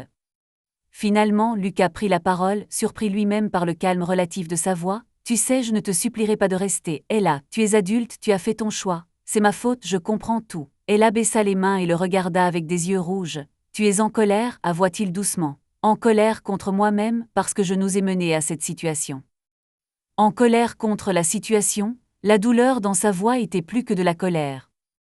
Elle s'approcha, touchant délicatement sa main. « Moi aussi je souffre, Lucas, je crois que je ne cesserai jamais de t'aimer, mais j'ai craqué. » Il regarda ses doigts fins posés sur sa main. Autrefois ce contact lui apportait chaleur et joie, à présent il le brûlait. « Peut-être devrions-nous divorcer si tu aimes quelqu'un d'autre, » murmura-t-il doucement. Ella sanglota plus fort, pressant sa main contre ses lèvres pour empêcher les enfants de dormir. Lucas hésita, mais la serra tout de même dans ses bras. Elle enfouit son visage dans sa poitrine, pleurant. « Pardonne-moi, pardonne-moi » répétait-elle en pleurant. Les larmes coulaient sur les joues de Lucas. Il caressa le dos de sa femme, lui disant adieu. « Chut, tout ira bien, murmura-t-il, encore incrédule mais tentant de la réconforter. Au bout de quelques minutes, elle a repris les choses en main et s'éloigna. « Qu'est-ce qu'on va dire aux enfants ?» demanda-t-elle à peine, le regard tourné vers le salon. Lucas soupira profondément. « On leur dira la vérité, mais avec précaution, qu'on a décidé de vivre séparément, mais qu'on les élèvera ensemble. » Ils vont me détester, murmura Ella en regardant vers le salon. Non, répondit-il en secouant la tête. Ils nous aiment tous les deux, il faut juste du temps. Son cœur se serrait mais il ne laissa rien paraître. Quand demanda-t-elle, sous-entendant qu'en leur annonçait la nouvelle. Demain on les réunira et on en discutera, décida-t-il. N'attends pas, il se doute déjà de quelque chose. Ella acquiesça en pressant la serviette contre ses lèvres. Très bien, Lucas ressentit soudain une forte envie de poser une dernière question. C'est une bonne personne. Sa femme parut surprise et rougit légèrement. Il s'appelle Mark. Il n'est pas mal, je ne compte pas m'enfuir avec lui tout de suite si c'est ce que tu penses. Je dois d'abord régler les choses ici. Lucas soupira tristement. Les choses sont déjà en train de se régler. Elle abaissa les yeux. Lucas, il s'arrêta. Pas besoin d'explication. Arrêtons-nous là pour aujourd'hui. Je vais essayer de dormir. Elle acquiesça. Oui, bien sûr. Avant de quitter la cuisine, elle murmura doucement. Tu es devenu quelqu'un de différent. C'est trop tard maintenant. Lucas resta silencieux, il se retira simplement dans sa chambre, épuisé mentalement et physiquement. Malgré toute cette agitation, il remarqua une chose, pas une seule fois durant cette conversation il n'eut envie de boire. Il avait vécu la réalité dans toute sa brutalité, l'affrontant de front. La douleur le maintenait à flot. Lucas s'allongea sur le lit et ferma les yeux. Il se souvint d'un rêve où Josh lui disait « Vis », comme il était difficile de vivre quand tout s'écroulait mais il le devait, pour les enfants, pour lui-même. Demain serait une journée difficile, mais il devait la traverser sobre, sinon tout aurait été vain. Alors, le cœur lourd mais résolu, Lucas accueillit l'aube d'un nouveau jour de sa nouvelle vie, une vie où il était censé apprendre et aller de l'avant, quoi qu'il arrive. Le lendemain matin, Lucas et Ella annoncèrent leur décision à leurs enfants. Ils l'ont fait dans la cuisine, sans détails superflus, mais avec sincérité. Maman et papa ne vivraient plus ensemble, mais ils aimaient tous deux Sophia et Ethan et seraient toujours leurs parents. Les enfants ont mal pris la nouvelle, même s'ils s'en doutaient déjà. Sophia pleurait en silence, Ethan pâle baissait la tête. « C'est ma faute, murmura-t-il. « Non, mon chéri, répondit Ella en serrant son fils dans ses bras et en lui caressant les cheveux. Tu n'y es pour rien, tu es merveilleux, c'est juste une histoire entre adultes. Vous nous quittez, demanda Sophia en tremblant. Papa, tu ne vas pas disparaître. Lucas se précipita et prit les deux enfants dans ses bras. Pas question. Tu ne te débarrasseras pas de moi, même si tu le voulais. Je serai avec toi aussi longtemps que tu voudras passer du temps avec moi. Ella hocha la tête en essuyant ses larmes. On trouvera ce qui te convient le mieux. Tu préfères aller voir papa tous les week-ends ou qu'il vienne te rendre visite? Sophia regarda sa mère, puis son père. Son regard exprimait de la colère. Mais pourquoi, depuis que papa a arrêté de boire, vous divorcez encore? Ella se mordit la lèvre, ne sachant que dire. Lucas murmura doucement, « Ma chère enfant, ces dernières années ont été extrêmement difficiles pour ta mère, et elle. » Il échangea un regard avec sa femme, à droit à son bonheur. « Ce n'est pas que je sois mauvais maintenant, mais il s'est passé tellement de choses avant. » Sophia fronça les sourcils. « À cause de cet oncle, n'est-ce pas ?» lança-t-elle soudain à sa mère, et la pâlit. Sophia, Lucas posa la main sur l'épaule de sa fille. « Silence, n'en dis pas plus, ce n'est pas nécessaire pour le moment. » Mais Sophia s'est emportée. « Non, j'en ai besoin, ma mère nous a échangés contre un homme, et alors si papa a arrangé les choses, pourquoi ne pouvons-nous pas être une famille ?» Et là, la voix étranglée par l'émotion. « Sophia, je ne t'ai échangé contre personne. Je vous aime tous, seul papa n'est plus aimé, » rétorqua la fille avec amertume. « Ça suffit, » dit Lucas d'un ton sévère, bien que chaque parole blessante de Sophia lui serre le cœur. « Maman, ne vous hait pas, toi et Ethan. Notre relation avec elle est compliquée, nous avons tous les deux notre part de responsabilité. Je vous demande de ne pas la blâmer. » Sophia cligna des yeux surprise. « Mais papa, » Lucas secoua la tête, « je suis sérieux. J'ai blessé ma femme par mon comportement, et je comprends parfaitement ce qu'elle ressent. Tu comprendras en grandissant que le mariage n'est pas toujours facile. » Il serra Sophia dans ses bras. Il ne voulait pas justifier sa femme, et c'était très douloureux et insultant pour lui qu'elle n'ait pas attendu un peu plus longtemps, mais il n'avait pas l'intention de gâcher sa relation avec les enfants, ils étaient leur mère. « Je vous en prie, ne gardez pas de rancune. En ce moment, nous devons tous rester unis, même si nous ne vivrons plus sous le même toit. » Sophia sanglotait sur son épaule. « C'est injuste, j'avais tant d'espoir. » Ethan pleurait lui aussi en silence, se blottissant contre l'épaule de sa mère.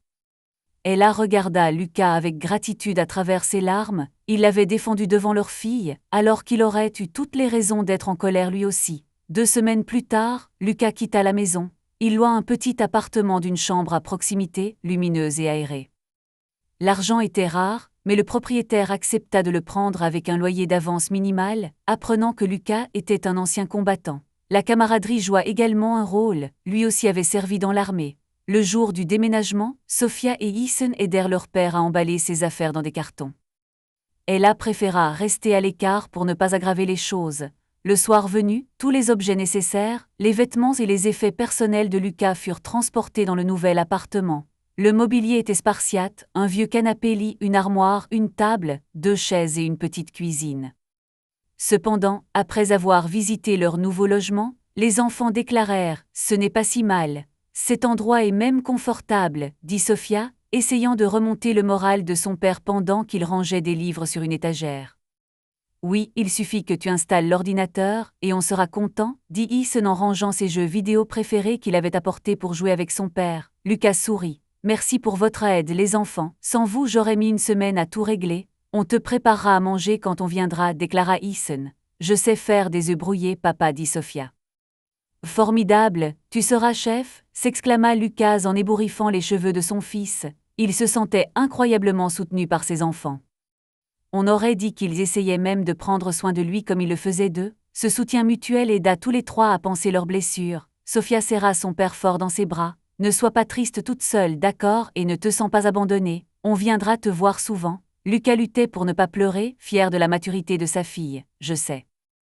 Et je ne suis pas seule, je t'aime même si nous sommes temporairement séparés. » Ethan l'a aussi serré dans ses bras. « Je t'aime, papa. » « Moi aussi, je t'aime, mon fils, » murmura Lucas en serrant le garçon dans ses bras. Lorsqu'ils partirent avec Ella, le silence retomba dans l'appartement. Lucas soupira assis sur une chaise. Il était désormais vraiment seul pour la première fois depuis des années. Aucun ami de la caserne, aucune famille à proximité, juste lui et les murs.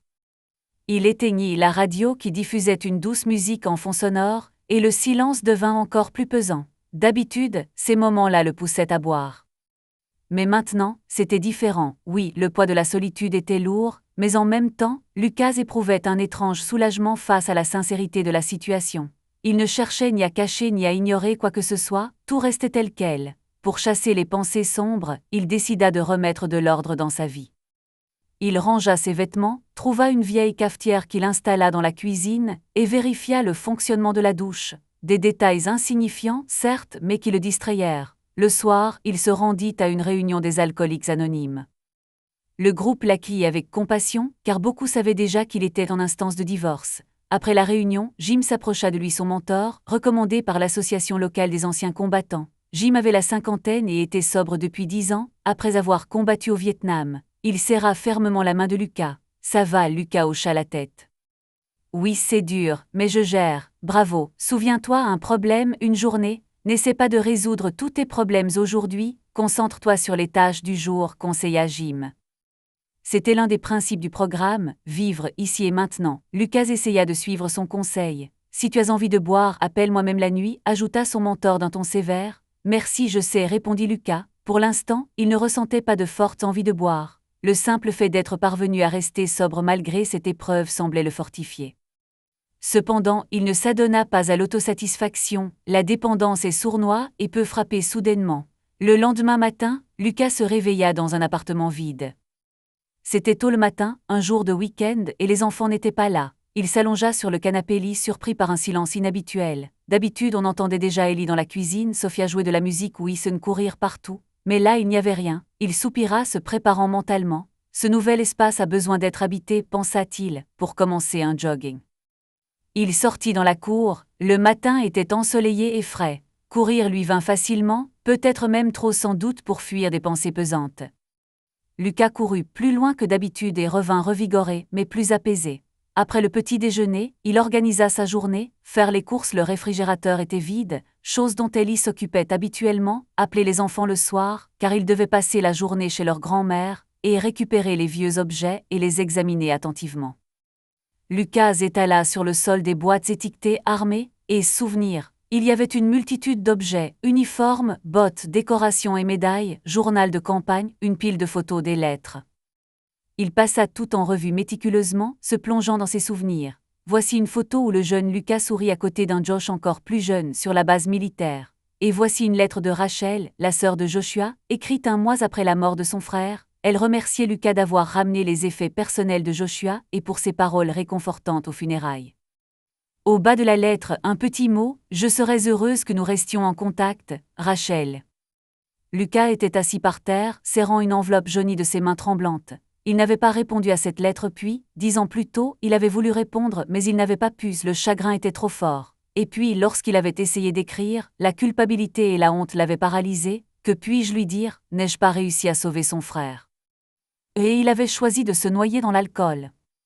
Il se souvenait de Rachel, il l'avait vue quelques fois du vivant de Joshua, lors de leur visite à la famille au Kansas après sa sortie de l'hôpital. Rachel avait alors une vingtaine d'années, avec le même sourire que Josh mais plus timide. Il l'avait revue aux funérailles, en larmes, robe noire, visage figé, et puis plus rien, aucun contact.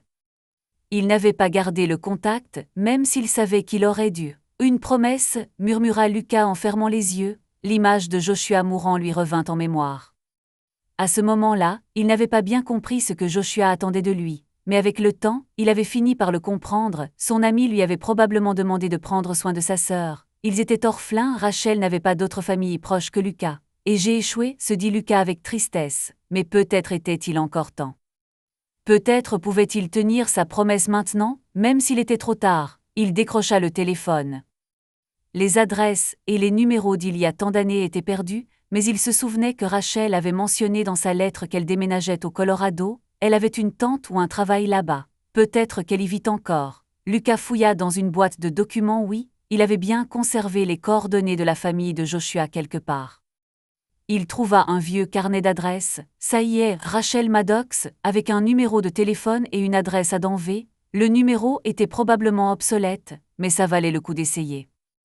Le cœur battant la chamade, il composa le numéro. Ça sonna 1, 2, 3, pas de réponse. Il allait raccrocher quand, à l'autre bout du fil, il entendit un clic. Allô, fit une voix de femme un peu fatiguée et méfiante. Lucas saisit le téléphone de l'autre main, son cœur bondit. Allô, Rachel, Rachel Maddox. Quelques secondes de silence suivirent.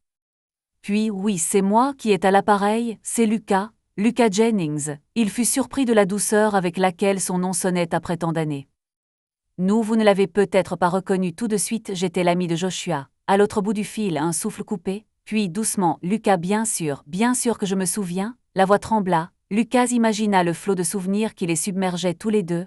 Je suis désolé d'appeler si soudainement, commença-t-il d'une voix incertaine, je n'avais pas osé appeler avant. Tant d'années ont passé, Rachel se tut, puis reprit d'une voix plus chaleureuse, je suis contente que tu aies appelé, vraiment, j'ai souvent pensé à toi.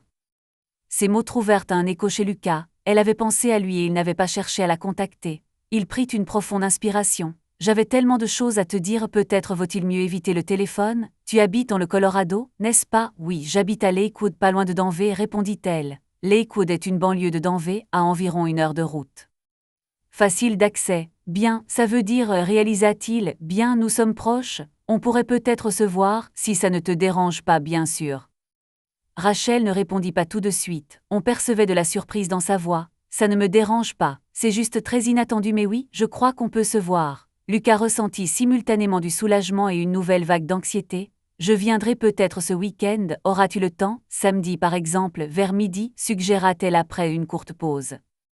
J'ai mon jour de congé, parfait, peux-tu m'envoyer ton adresse, je vais t'envoyer un SMS. Un silence s'installa, aucun des deux ne sachant quoi dire après un si long silence. Finalement, Rachel murmura doucement, « Merci d'avoir appelé Lucas ». Lucas ferma les yeux, ressentant à la fois un pincement de culpabilité et d'espoir. « Voilà quelque chose pour lequel je dois te remercier, à bientôt Rachel. » « À bientôt » répondit-elle avant de raccrocher. Lucas posa le téléphone, le cœur battant la chamade, il l'avait fait. Il allait parler à la sœur de Joshua pour la première fois en 10 ans. Mais que lui dirait-il? Comment expliquer son silence? Il se devait d'être honnête, avec elle comme avec sa famille.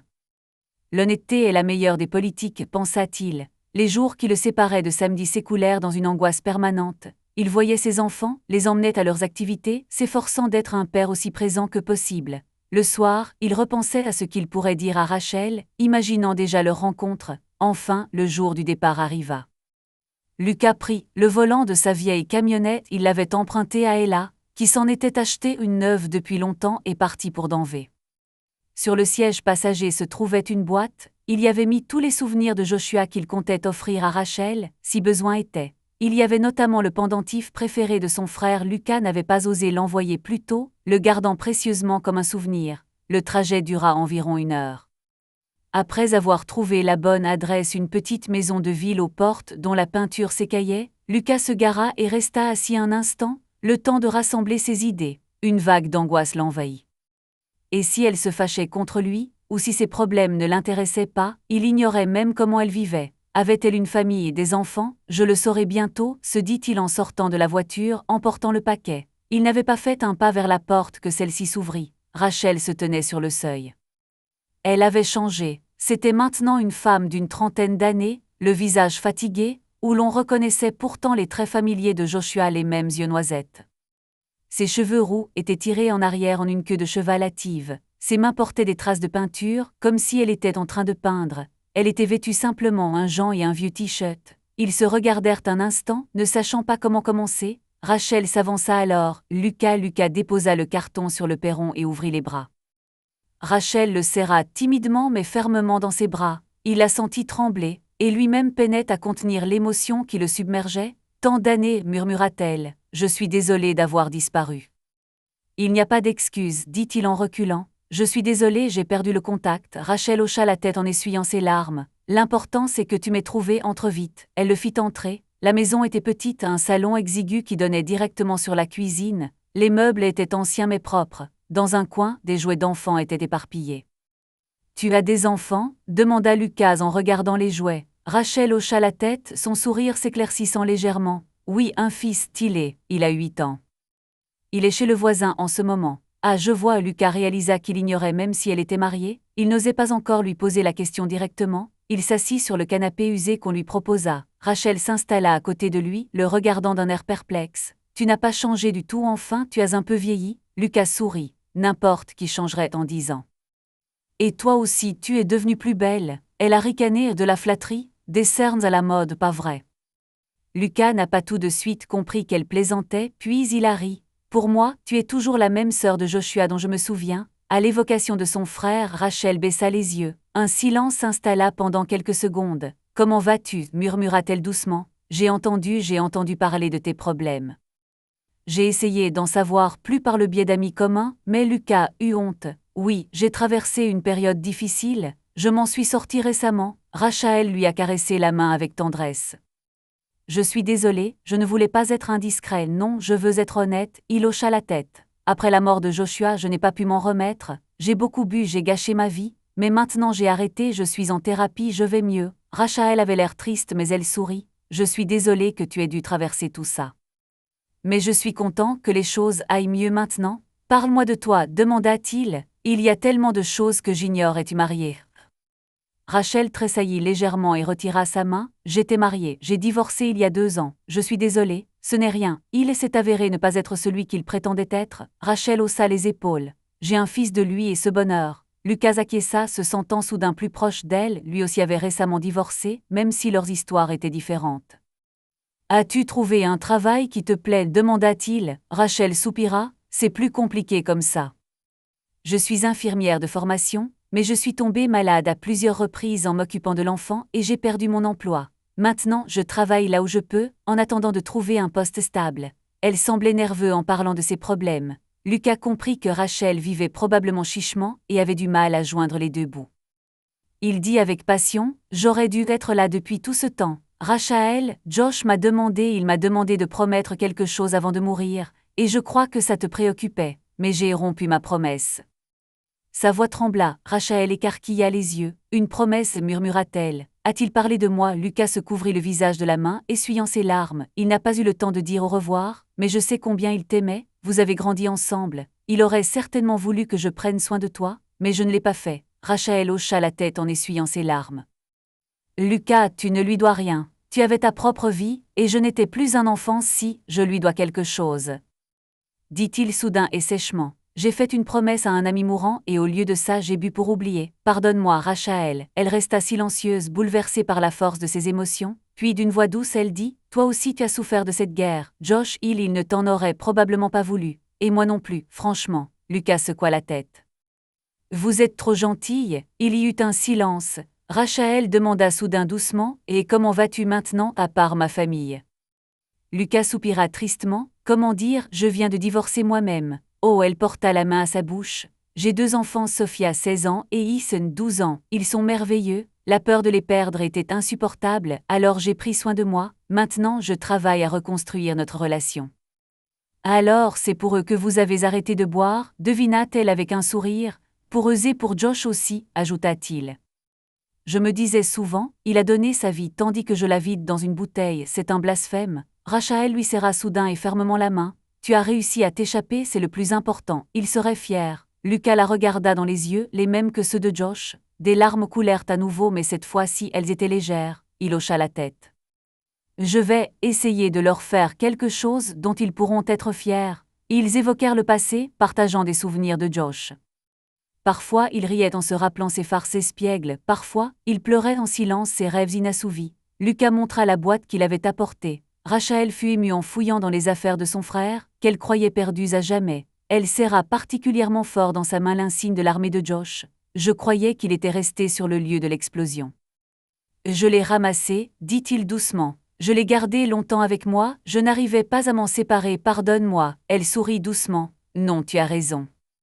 Il t'a peut-être aidé à survivre toutes ces années, murmura Lucas en retour. Peut-être, mais maintenant il devrait être avec toi. Rachel passa le jeton autour de son cou comme une médaille, ses yeux s'embuèrent de nouveau. Merci. La conversation a filé à toute vitesse. Le soir venu, Tilly était de retour, un petit garçon roux curieux. D'abord timide avec son oncle, il l'admira en apprenant qu'il avait été soldat avec l'oncle Josh. Lucas répondit patiemment aux questions de l'enfant et lui montra quelques souvenirs militaires inoffensifs qu'il avait sortis de la boîte, une vieille boussole, qui fit le bonheur de Tilly. Voyant à quel point Lucas interagissait bien avec son fils, Rachel se détendit enfin complètement. À un moment donné, alors que Tilly s'était précipitée pour regarder des dessins animés, elle murmura à Lucas « Tu es incroyable, tu sais, après tout ce que tu as traversé, tu as réussi à conserver tant de bonté. » Il parut perplexe. « Je ne sais pas si c'est extraordinaire. J'essaie juste de vivre correctement maintenant. » Rachel le regarda avec tendresse. « Et ça te réussit. » Lucas ressentit une douce chaleur intérieure à ce regard. Il se surprit à penser que cela faisait longtemps qu'il n'avait pas parlé aussi naturellement à une femme qui le regardait sans jugement ni pitié. Le regard de Rachel était empreint de gratitude et d'autre chose de confiance. Le moment des adieux arriva. Lucas, serrant une dernière fois Rachel dans ses bras, ressentit un grand soulagement, il semblait avoir tenu sa promesse. « J'aimerais vous revoir », confia-t-il en s'approchant de la voiture, « si cela ne vous dérange pas. » Rachel acquiesça d'un sourire, « Je serai heureux, et Tilly aussi. » Il avait déjà demandé quand oncle Lucas reviendrait lui montrer à nouveau ses affaires. Lucas sourit, « Je t'appelle dans quelques jours, on s'arrange. » Leurs regards se croisèrent un instant plus longtemps qu'amical.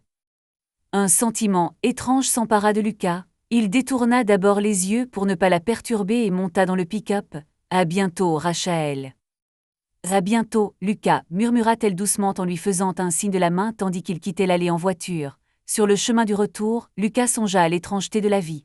Il allait remplir un devoir envers son ami, mais il avait l'impression que quelqu'un le comprenait comme personne d'autre. Rachel appartenait au passé, mais peut-être ferait-elle partie de l'avenir. « Ne te précipite pas, se dit-il, elle est simplement heureuse d'être en ta compagnie. » Bien sûr, il n'osait penser à rien d'autre pour le moment, le reste, l'avenir le dirait. Les semaines suivantes, la vie de Lucas s'illumina de nouvelles couleurs. Il voyait régulièrement Rachel et Tilly, tantôt il allait les voir à Lakewood, tantôt il les emmenait à Colorado Springs. Dans un vieux parc de la ville, ils organisèrent un pique-nique avec ses enfants, réunissant pour la première fois 2 pans de sa vie. Sophia se montra d'abord méfiante, comme si elle protégeait son père. C'était étrange pour elle de voir une autre femme à ses côtés plutôt que sa mère. Mais lorsqu'elle vit la chaleur et la simplicité de la communication entre Lucas et Rachel, elle se laissa attendrir. D'autant plus que Rachel avait immédiatement trouvé un terrain d'entente avec elle. Elle complimenta les dessins de Sophia. Lucas lui montra fièrement ses croquis, sachant que sa fille s'intéressait aux dessins, et s'enquit de son école, sans s'imposer, mais avec une curiosité sincère. Les garçons devinrent rapidement amis, la différence d'âge de 4 ans ne les dérangeant pas. Ils jouaient au ballon sur la pelouse, grimpaient aux arbres, riaient. À un moment donné, Ethan, essoufflé, courut vers son père. « Papa, je peux donner mon vieux jeu de construction à Tilly, je n'en ai plus besoin et il le veut. » Lucas tapota tendrement l'épaule de son fils. « Bien sûr que tu peux, je pense que Tilly sera content. » Rachel sourit en regardant les garçons. « Tes enfants sont merveilleux, Lucas. »« Merci, » murmura-t-il doucement. « Les tiens aussi sont extraordinaires. » si curieux. Ils étaient assis ensemble sur une couverture, regardant Sophia apprendre à Tilly à lancer un boomerang. Le soleil filtrait doucement à travers la cime des arbres, une légère brise jouait avec les cheveux de Rachel. Lucas rassembla ses pensées, « Je suis contente qu'ils s'entendent bien, j'avais peur que ce soit gênant. » Rachel se tourna vers lui, « Moi aussi, mais tout semble aller bien, vos enfants sont ouverts et gentils.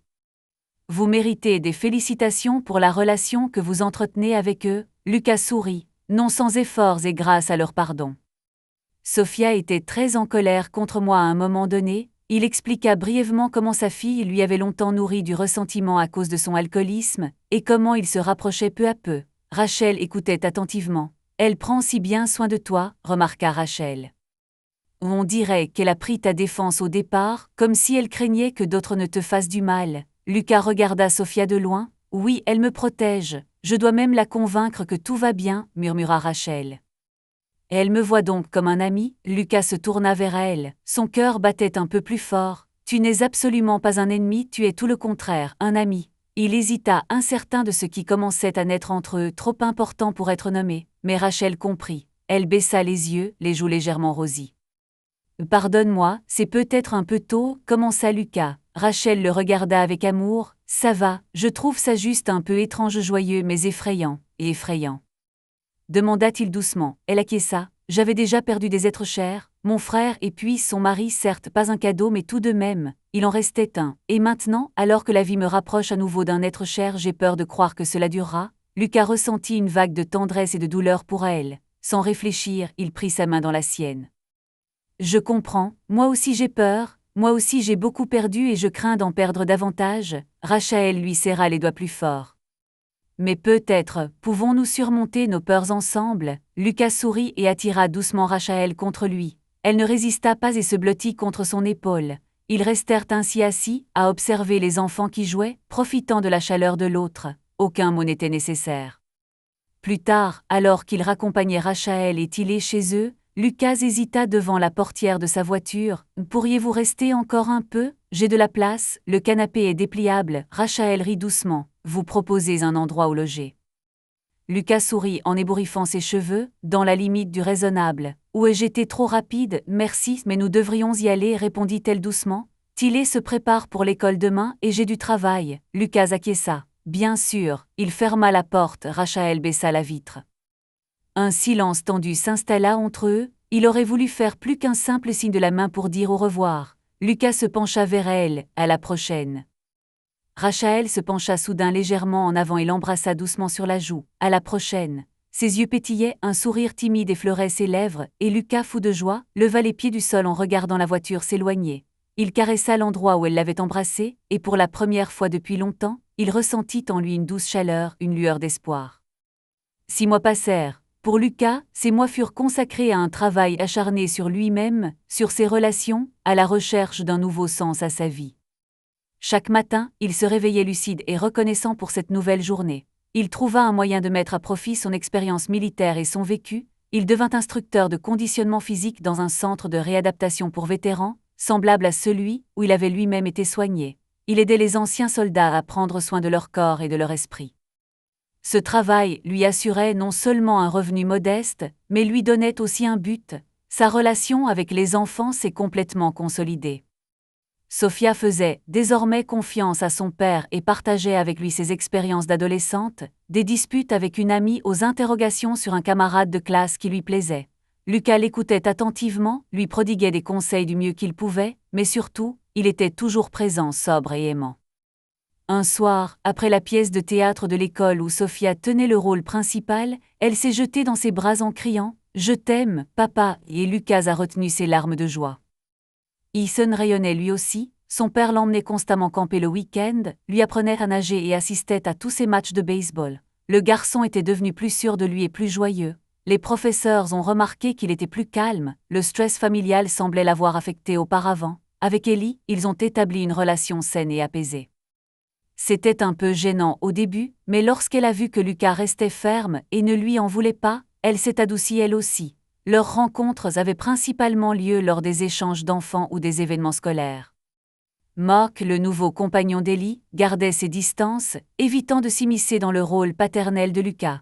Quant à Rachel, leur amitié et leur amour naissant furent le plus beau cadeau du destin pour Lucas. Ils prirent leur temps, savourant chaque instant.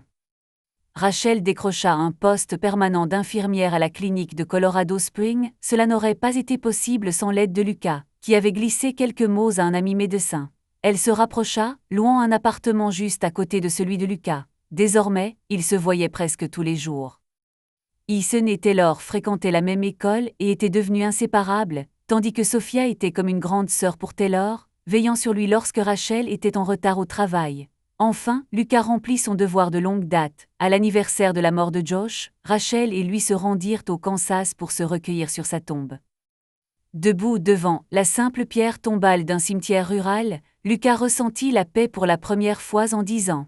Il demanda discrètement pardon à son ami et promit de prendre soin de Rachel et Tilly. Les larmes aux yeux, Rachel murmura que Josh lui avait pardonné depuis longtemps et qu'il était fier de lui. De retour chez lui, Lucas eut l'impression d'être enfin libéré du poids de la culpabilité. Un soir, après le travail, Rachel vint chercher Lucas au centre en voiture. Ils s'arrêtèrent à l'entrée et contemplèrent le coucher du soleil. Les enfants étaient avec Ellie. Pour la première fois depuis longtemps, ils profitaient d'une soirée tranquille à deux. Appuyée contre lui, Rachel sourit et dit « Tu sais, parfois j'ai l'impression que notre vie a toujours été comme ça. Cette existence paisible nos enfants jouent, nous travaillons, nous rentrons ensemble. » Lucas l'enlaça par la taille. Comme une famille, elle croisa son regard. N'est-ce pas? Lucas ressentit la chaleur de ses paroles. Il la prit par les deux mains. « Je voulais te le demander depuis longtemps. Que penses-tu de nous ?» Rachel haussa un sourcil d'un air amusé. « Et vous, qu'en pensez-vous ?» Il laissa échapper un petit rire. « Je crois que je suis heureux avec toi. Et j'ai comme l'impression que Josh, là-haut, rit en nous regardant. Sommes-nous prêts à appeler un chat ?» Elle termina sa phrase en souriant. Lucas prit une profonde inspiration, ne se cachant plus. « Rachel, je t'aime !» Son cœur battait la chamade. Rachel ouvrit grand les yeux, mais sourit presque aussitôt à travers ses larmes. « Moi aussi je t'aime, Lucas. » Il l'attira doucement contre lui, et leurs lèvres se rencontrèrent dans un premier baiser tendre et conscient. À cet instant, Lucas comprit. La douleur, la culpabilité, les pertes passées, tout cela n'avait pas été vain, tout l'avait mené à ce moment précis, au seuil d'une nouvelle vie pleine d'amour et d'espoir. Quelques mois plus tard, début avril, par une belle journée claire, Lucas se réveilla dans son lit, non seul. Rachel dormait paisiblement à ses côtés, un léger sourire illuminant son visage. La lumière du soleil filtrait à travers ses cheveux. Lucas se leva avec précaution pour ne pas la réveiller et se dirigea vers la cuisine. Ce jour était particulier, cela faisait exactement 1 an qu'il avait arrêté de boire. Le réfrigérateur était orné de nombreux dessins d'enfants et de listes de choses à faire. Parmi les aimants, une pièce ronde se distinguait, un jeton de sobriété d'1 an, qu'on lui avait remis la veille à la réunion des alcooliques anonymes. Il la toucha du bout des doigts, partagé entre fierté et humilité. Le souvenir de la veille lui revint, lorsqu'il avait reçu ce jeton et avait déclaré au groupe « Il y a 1 an, j'étais allongé sur le seuil de ma maison, persuadé que ma vie était finie. Aujourd'hui je suis là sobre, entouré de mes proches. Si j'y suis arrivé, alors l'espoir existe pour chacun. » Ces mots n'étaient pas faciles à prononcer, mais la salle les accueillit par des applaudissements. Lucas, lui, croyait en eux cellule après cellule. On frappa doucement à la porte. La veille, Sophia et Ethan avaient prévu de venir le matin avec une surprise. Lucas ouvrit la porte, un doigt sur les lèvres. Les enfants entrèrent en chuchotant et en riant. Sophia tenait un gâteau fait maison avec une bougie. « Félicitations » murmura-t-elle joyeusement en serrant son père dans ses bras. « 1 an sans alcool, papa génial » ajouta Ethan en l'enlaçant. Lucas ressentit une telle vague de bonheur que son cœur semblait prêt à déborder. Il installa les enfants à table et prépara un chocolat chaud pour tout le monde. Peu après, Rachel se réveilla et apparut dans la cuisine vêtue du t-shirt de Luke, ce qui fit sourire Sophia d'un air malicieux. Taylor, entendant les voix, sursauta et accourut de l'appartement voisin, un dessin et félicitations à Luke à la main. Au milieu de ce petit déjeuner bruyant, ils mangèrent le gâteau décoré maladroitement de crème. On aurait dit que les enfants avaient essayé de le faire eux-mêmes et en riant. À un moment donné, Lucas se laissa aller dans son fauteuil et observa la scène animée. Les enfants se disputaient pour savoir qui écrirait le dernier mot sur le gâteau. « Joyeux anniversaire, papa !» Rachel essuyait habilement la crème du nez de Taylor. Sophia servait du jus à tout le monde. La maison résonnait de rire. Les proches étaient tout près. Luke sortit discrètement sur le balcon pour prendre un moment pour se calmer. Le soleil matinal l'aveugla, presque comme ce matin terrible d'il y a 1 an, lorsqu'il s'était réveillé dans l'herbe près de la maison. Mais tout avait changé. Autour des oiseaux gazouillaient, l'air embaumait le parfum des fleurs printanières. Il leva le visage vers le ciel, sentant la chaleur des rayons, et ferma les yeux. Merci, murmura-t-il, sans savoir à qui Dieu, le destin ou ses amis disparus. Je suis vivant. La porte derrière lui s'ouvrit en grinçant. Rachel apparut. Et où es-tu passé? Lucas se tourna vers elle avec un large sourire. Nulle part, je suis ici, avec vous tous pour toujours. Il lui tendit la main. Rachel y glissa la sienne et ils restèrent là, ensemble, sous le soleil matinal, accueillant un nouveau jour, un jour rempli d'espoir. Le passé était derrière eux, la douleur s'estompait. Devant Lucas Jennings s'étendait la vie, une vie réelle, difficile, belle, qu'il avait retrouvée et qu'il ne comptait plus perdre. Abonnez-vous à notre chaîne pour que votre amour ne vous trahisse pas et écoutez la suite, car celle-ci n'est rien comparée à la suivante. Si vous avez moins de 18 ans, ne cliquez pas avant de lire la suite. Lucas Jennings, un ancien combattant alcoolique souffrant de stress post-traumatique, subit les conséquences dévastatrices de ses excès nocturnes pour sa famille. Il se réveille avec la gueule de bois chez lui, et sa fille, Sophia, sa femme Ellie et son fils Ethan constatent les ravages de son mode de vie addictif. La famille souffre de douleur, de colère et de honte, et leur relation, notamment avec sa femme, se détériore à cause des promesses répétées et des rechutes. Réalisant qu'il est inacceptable de continuer à vivre dans un tel état, Lucas décide d'entamer une cure de désintoxication. Durant son traitement, il traverse des moments difficiles de confession personnelle, en séances de groupe et individuelles, où il se confie sur sa culpabilité et la perte d'un ami proche, Charlie ou Josh, son meilleur ami, dont la mort le ronge. Cette expérience devient le catalyseur d'une transformation intérieure et d'une résolution à se réconcilier avec ses enfants. Parallèlement, les problèmes familiaux s'aggravent. Ellie, lassée de l'alcoolisme de son mari, prend ses distances et entame même de nouvelles relations, ce qui conduit au divorce. Malgré leurs souffrances, les enfants soutiennent leur père, espérant un changement chez lui. Un nouveau chapitre s'ouvre dans la vie de Lucas après son emménagement dans un logement séparé. C'est durant cette période qu'il renoue avec Rachel, la sœur de son ami décédé, à qui il avait promis de prendre soin. Leur rencontre fortuite se transforme en une communication chaleureuse, puis en un nouvel amour. Rachel, qui a elle-même connu des épreuves, devient pour Lucas un soutien et un symbole d'espoir. Après un an de sobriété, Lucas retrouve la stabilité, il se réconcilie avec ses enfants, trouve un emploi de coach sportif pour vétérans et entame une nouvelle vie, en paix avec lui-même. Cette histoire parle de douleur, de rédemption et du fait que, même après les épreuves les plus difficiles, l'espoir et l'amour peuvent renaître si l'on décide de changer. 2. Après son déménagement, Lucas entreprend de renouer avec Rachel, la sœur de son ami décédé, à qui il avait promis de prendre soin. Leur rencontre fortuite se transforme en une communication chaleureuse, puis en un nouvel amour. Rachel, qui a elle-même connu des épreuves, devient pour Lucas un soutien et un symbole d'espoir. Après un an de sobriété, Lucas retrouve la stabilité. Il se réconcilie avec ses enfants, trouve un emploi de coach sportif pour vétérans et entame une nouvelle vie, emplie d'amour et de paix intérieure.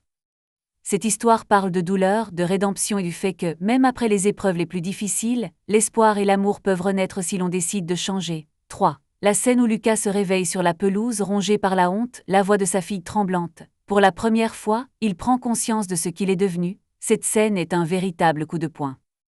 Dès les premières répliques, on sent que le personnage principal a touché le fond, et à ses côtés sa fille, douleur, culpabilité, honte, et ce n'est que le début du chemin 4.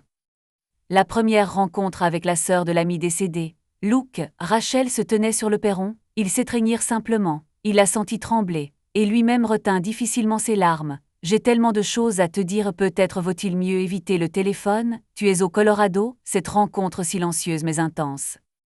Il ne s'agit pas seulement d'un souvenir, mais du début de la rédemption, et peut-être d'un nouvel amour. Papa ça va, il se réveilla sur la pelouse rongée par la honte.